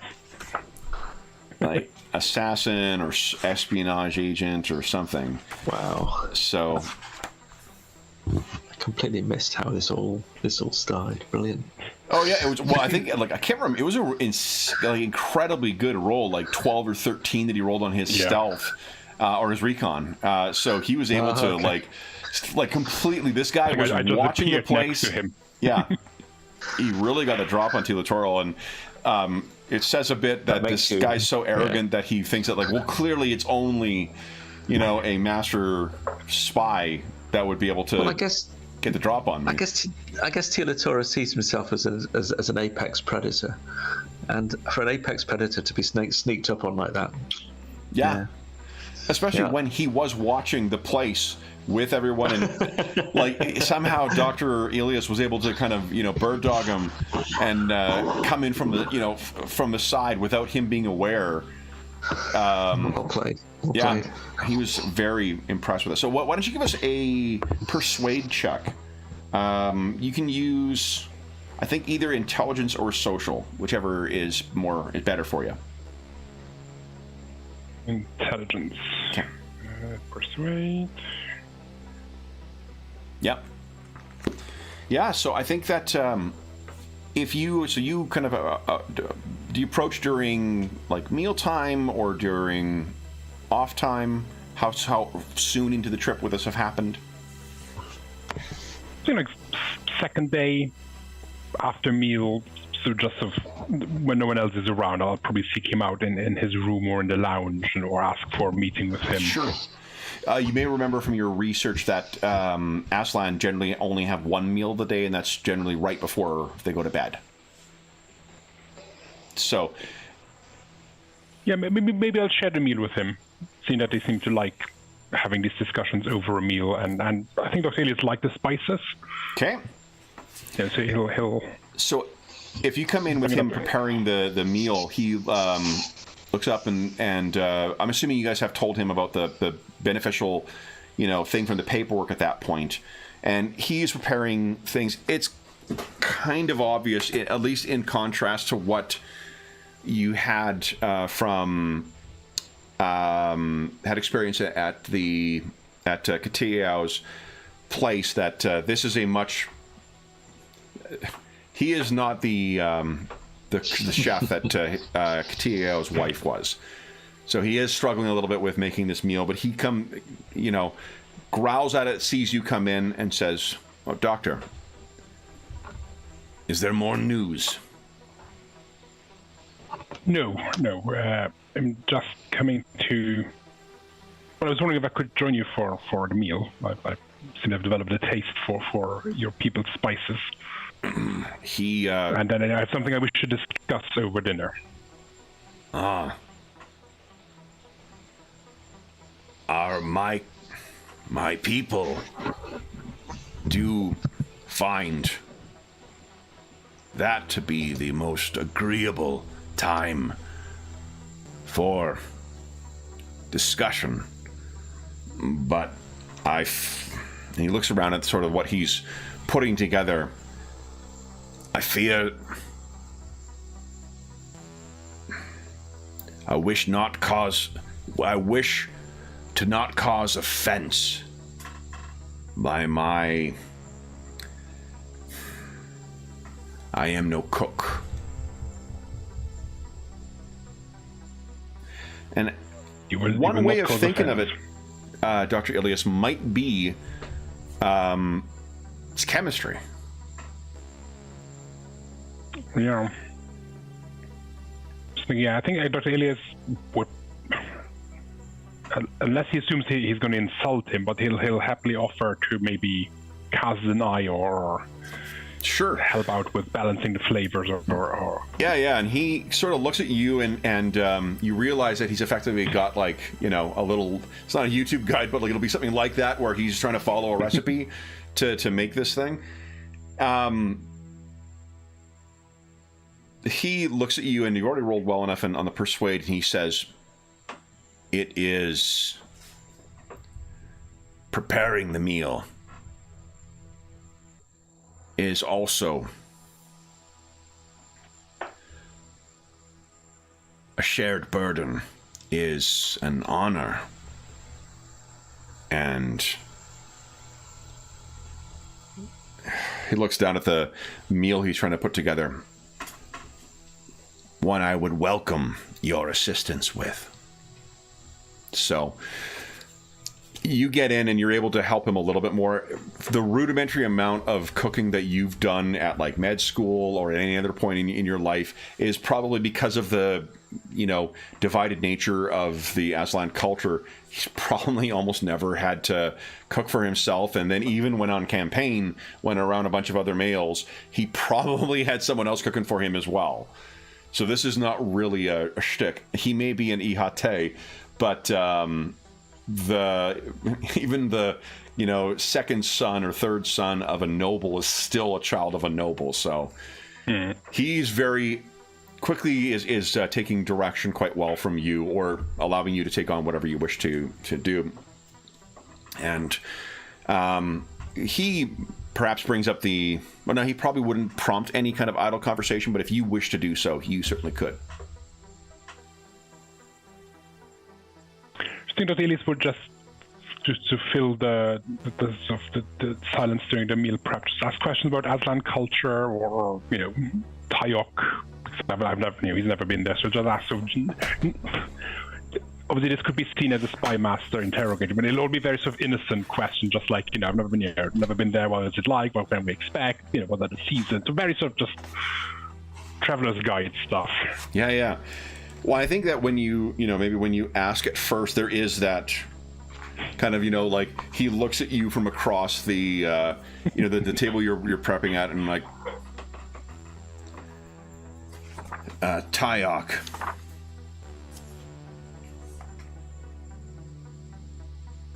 I'm just quickly refreshing my memory.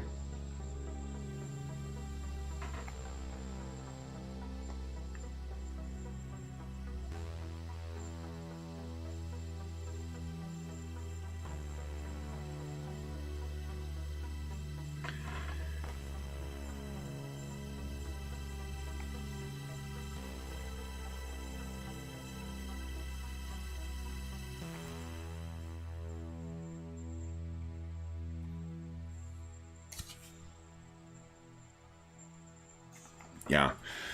Tayok, I was refreshing my memory to make sure I'm not misrepresenting. Tayok,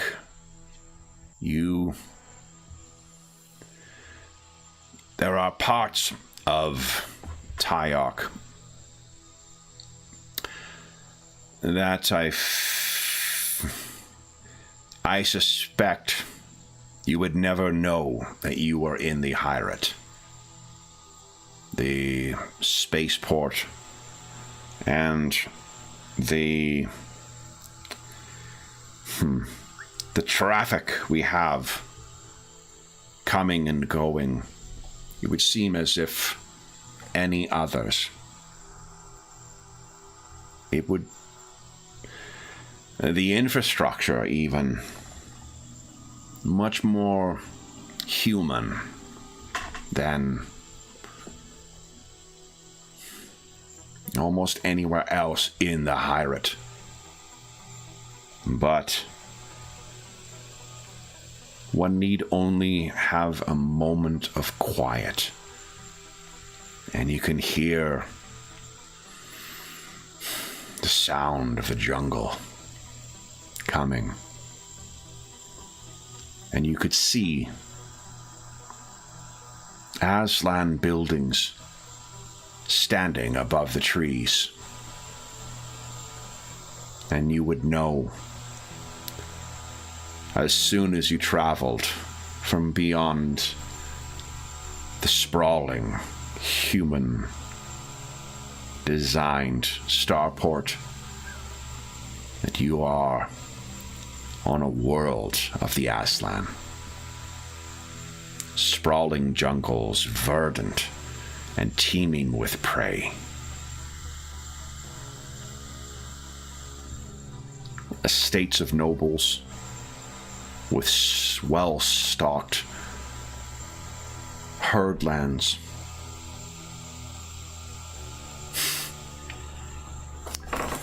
Ritualized combat between them, politicking,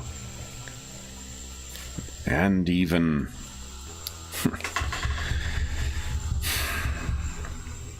how would you put it?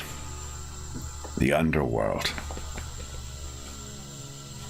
Criminals hiding in the shadows of the alleys of the starport. Tyok is teeming with life and danger everywhere.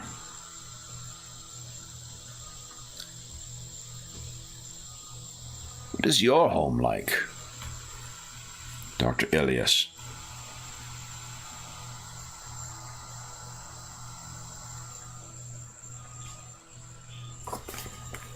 It's been a while since I've visited. Mostly been labs and lecture halls for me for a long time. I grew up, I think, in a sheltered environment. I think a little like an estate, but without the hunting and the dark alleys. Very focused on education. My parents are very keen for me to rise above their station and make something of myself. I'd like to think I have achieved to an extent. So I'm not as used to the danger that you have encountered.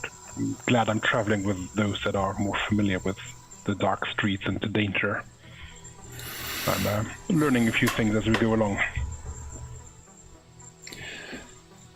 Your family.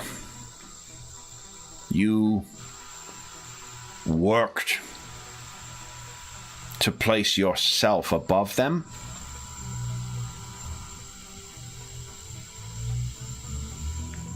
Maybe I phrased it wrong. My parents hoped for a better life. Yes, the elevated station.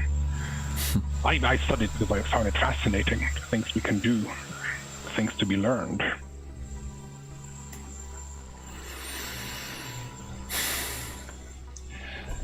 In our families, there are those born into the station of their family.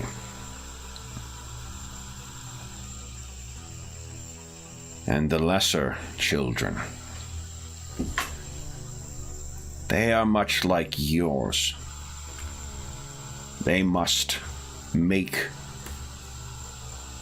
a place of their own if they would have it.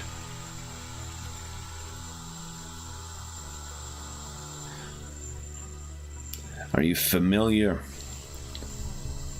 with our word, ihate? Yes, Dane has explained it to me to some extent.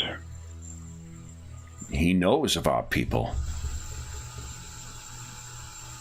Yes. Did he? Right, Graham. Yeah. Has he faced our people in combat?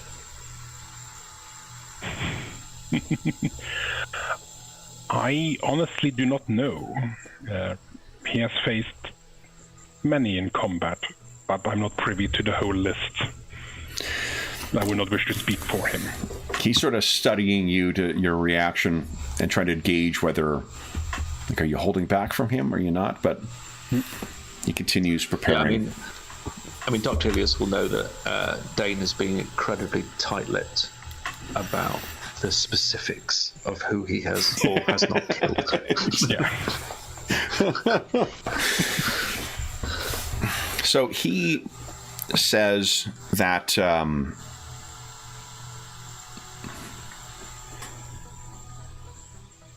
I think our people are very different in many ways, but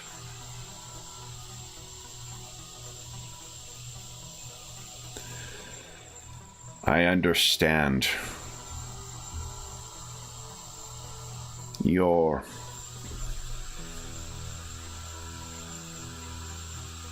it is good that your family wished more for you than they had to offer. Such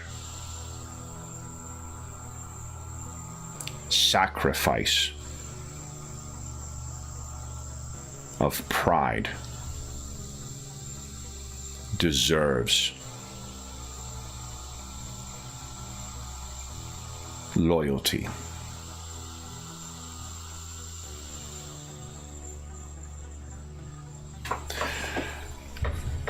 He sort of drifts off, seemingly into thought and back into a task. If you wish to prompt something else or a change of topic, you're certainly welcome to do so. Otherwise, he will complete the meal. I think if he's drifting off, Dr. Ilias will let him do that, and then once we're sort of eating, bring up the whole, would you be okay with me running in medical on you, and just are there any medication? I think as you guys are finishing up your meals, one of the things he would say is that it is customary for our people to have all members of the household eat at once. If we are to share this meal, I wish not to force my people's food and upon a palate that will find it unwelcoming. But would your crew members wish to join us?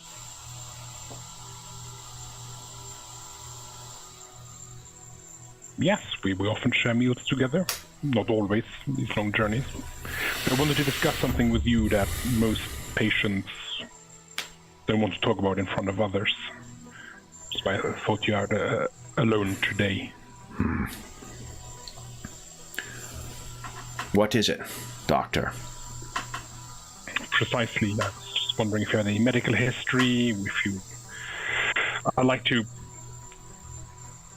be aware of any health changes, any needs of the crew of our found family here on the ship. So I was going to offer you, if you need any treatments, if you have a history of anything. But I'm not as familiar with Aslan biology as I am with our own. So I just wanted to offer you the opportunity to discuss anything, or for me to run a medical. So I have, should it come to harm or injury in this dangerous journey, I can serve you as well as I serve the others in my capacity as a doctor. He thinks about it. Would I be your first Aslan patient?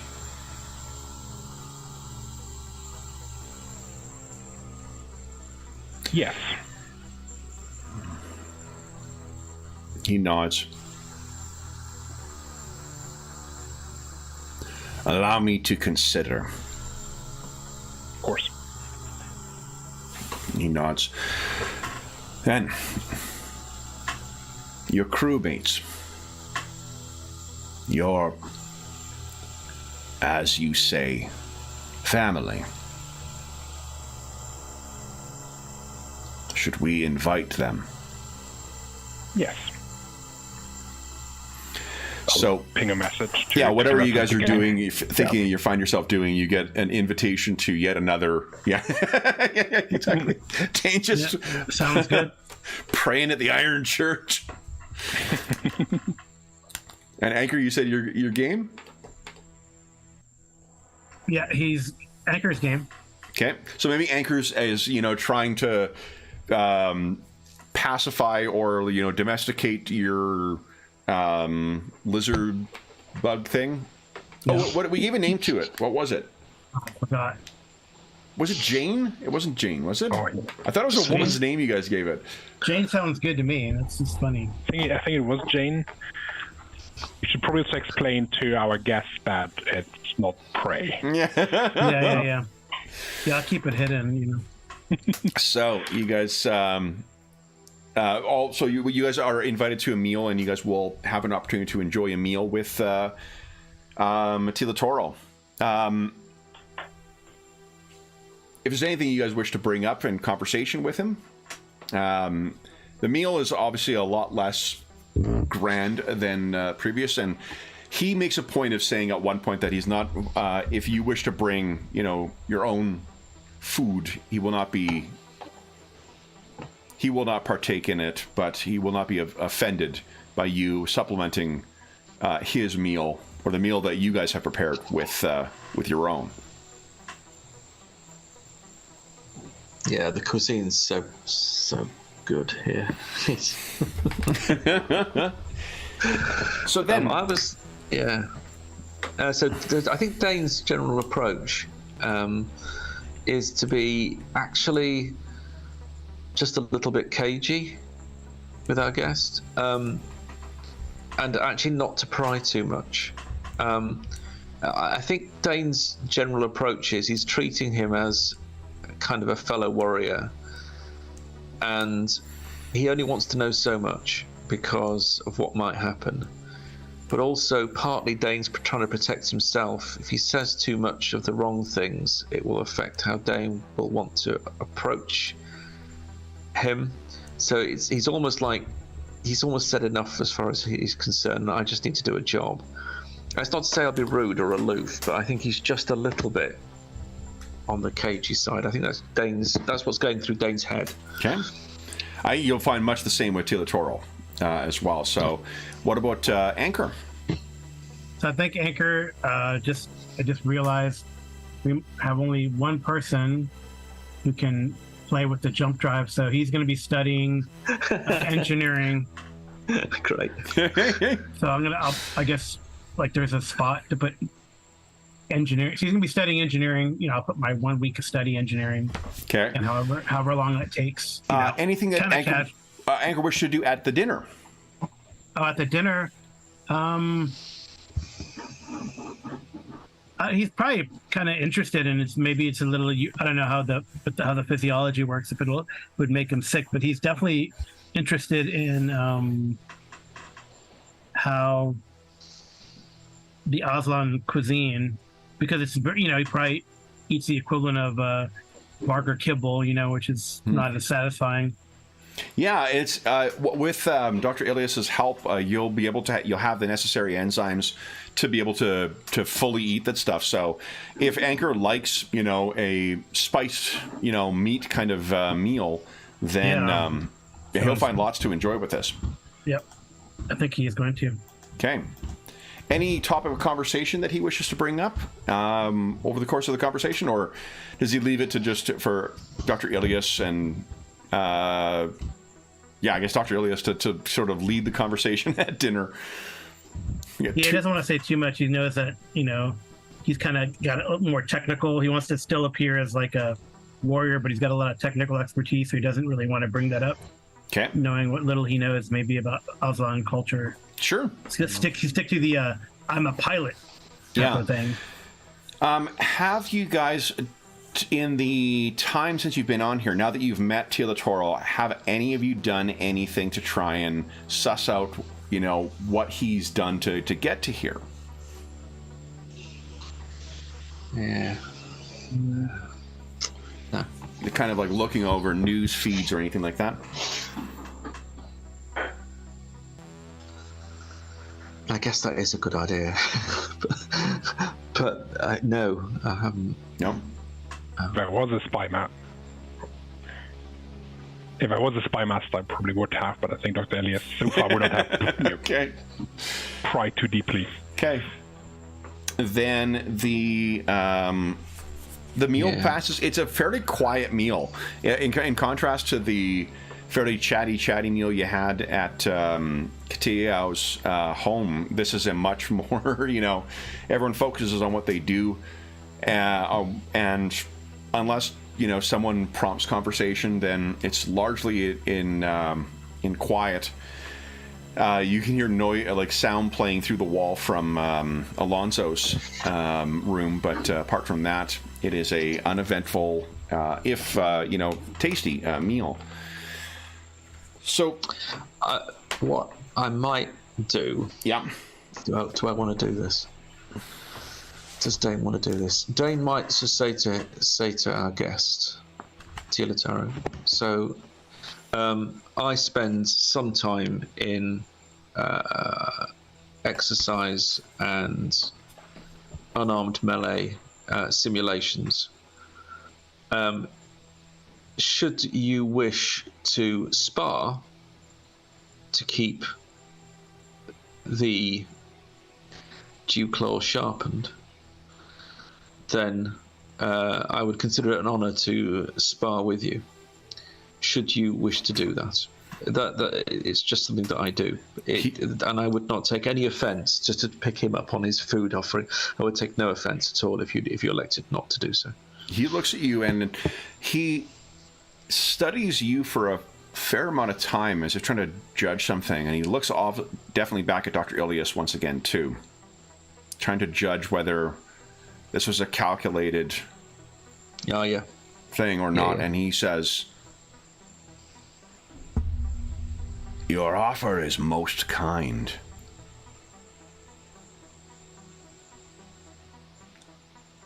Do you know of my people's dueling?"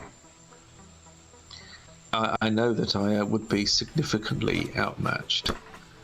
However, that is part of the challenge. Do you know what he Asoi is?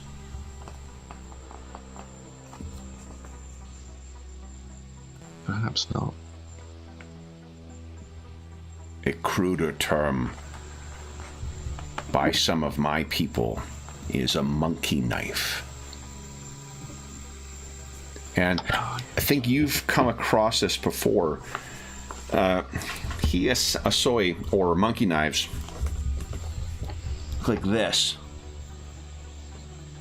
Mm-hmm. Oh yes, I have seen those. When you guys were doing the research into that too, I mentioned ritualized dueling. The dew claws that the Aslan have are typically, it's something that's really only used in ritualized duels. It's not a thing they use it regularly. Because humans cannot, you know, they don't have them unless they're cybernetically enhanced and cybernetically implanted. The replacement for that is if humans are willing to engage in a ritualized duel, they make use of the monkey knives. They doesn't necessarily improve the chances of succeeding against a 2-meter tall lion man equipped with his own fucking murder claws, but it at least puts you a little closer to an even footing with them. Yeah. Yeah, this is sparring. What you could find is, if you could make something of an approximation, it is something that he will spar with you in your kind But I think he's very interested in understanding how you would go about doing that. Like whether it's ritualized, whether it is just a free-for-all brawl. So what I could do is teach him some of the unarmed, sort of the marine unarmed combat forms, which we use as a way of practice. So that's specific maneuvers followed by throws and other things that we would do. And so Dane's got some understanding of sort of like basically Imperial Marine unarmed combat techniques that are sort of somewhere around karate, jiu-jitsu, something like that. And he says that any Aslan with station must be trained to respond to duels. And he sits back, and there's you think for a second you hear a little bit of like a low growl from the back of his throat, and he says, that cargo robot could be used to clear space in your cargo hold. Could it not? It could.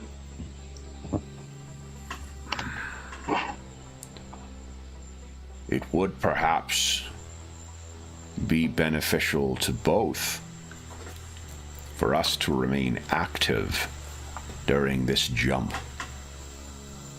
I think so. He leans forward and says, then I will see you in 2 weeks' time. So then, what's Dane got himself into there? For those listening at home, thank you so much for joining us for part 11 of the Borderland Run. We will be back in 2 weeks' time, but first off, thank you so much for joining us for part 11, as is always the case. Again, you guys also get the usual XP for the session. Yeah, really. Those claws are no joke. And could you put down somebody, while I'm yapping through the outro, the result 33 on the trip? Just so I remember to look that one up, because there is something else that you guys have from the journey. As is always the case, if you have any comments, questions, or concerns regarding the session, the campaign, or the game we're playing, please don't hesitate to leave a comment in the comment section down below, and I'll endeavor to reply in a timely fashion. In addition, there's a link down below to the Dungeon Musings Discord server, where all of us are active. And there's... Is there a channel to Traveler yet? I don't think there is yet. Why haven't I done that? I think there is. There is. Oh, terrific. So we have a channel dedicated to this game and most other games we run on the channel, as well as a ton of other great channels with some terrific people on there. There is, if you want to never miss an episode of Carl's podcast, the GMologist podcast. He regularly posts links to that on the other podcasts or other streamers' channels. There's also there's a very knowledgeable and helpful and welcoming community over there, so you are more than welcome to join us.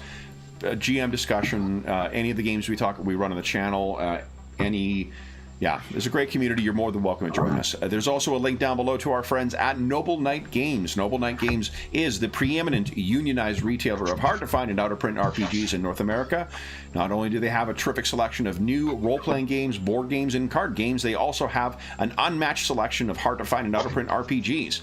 If you make a purchase of $10 or more through their website, you can enter the code SUMMERMUSER, all caps, all one word, and you'll save yourself 10% on your purchase.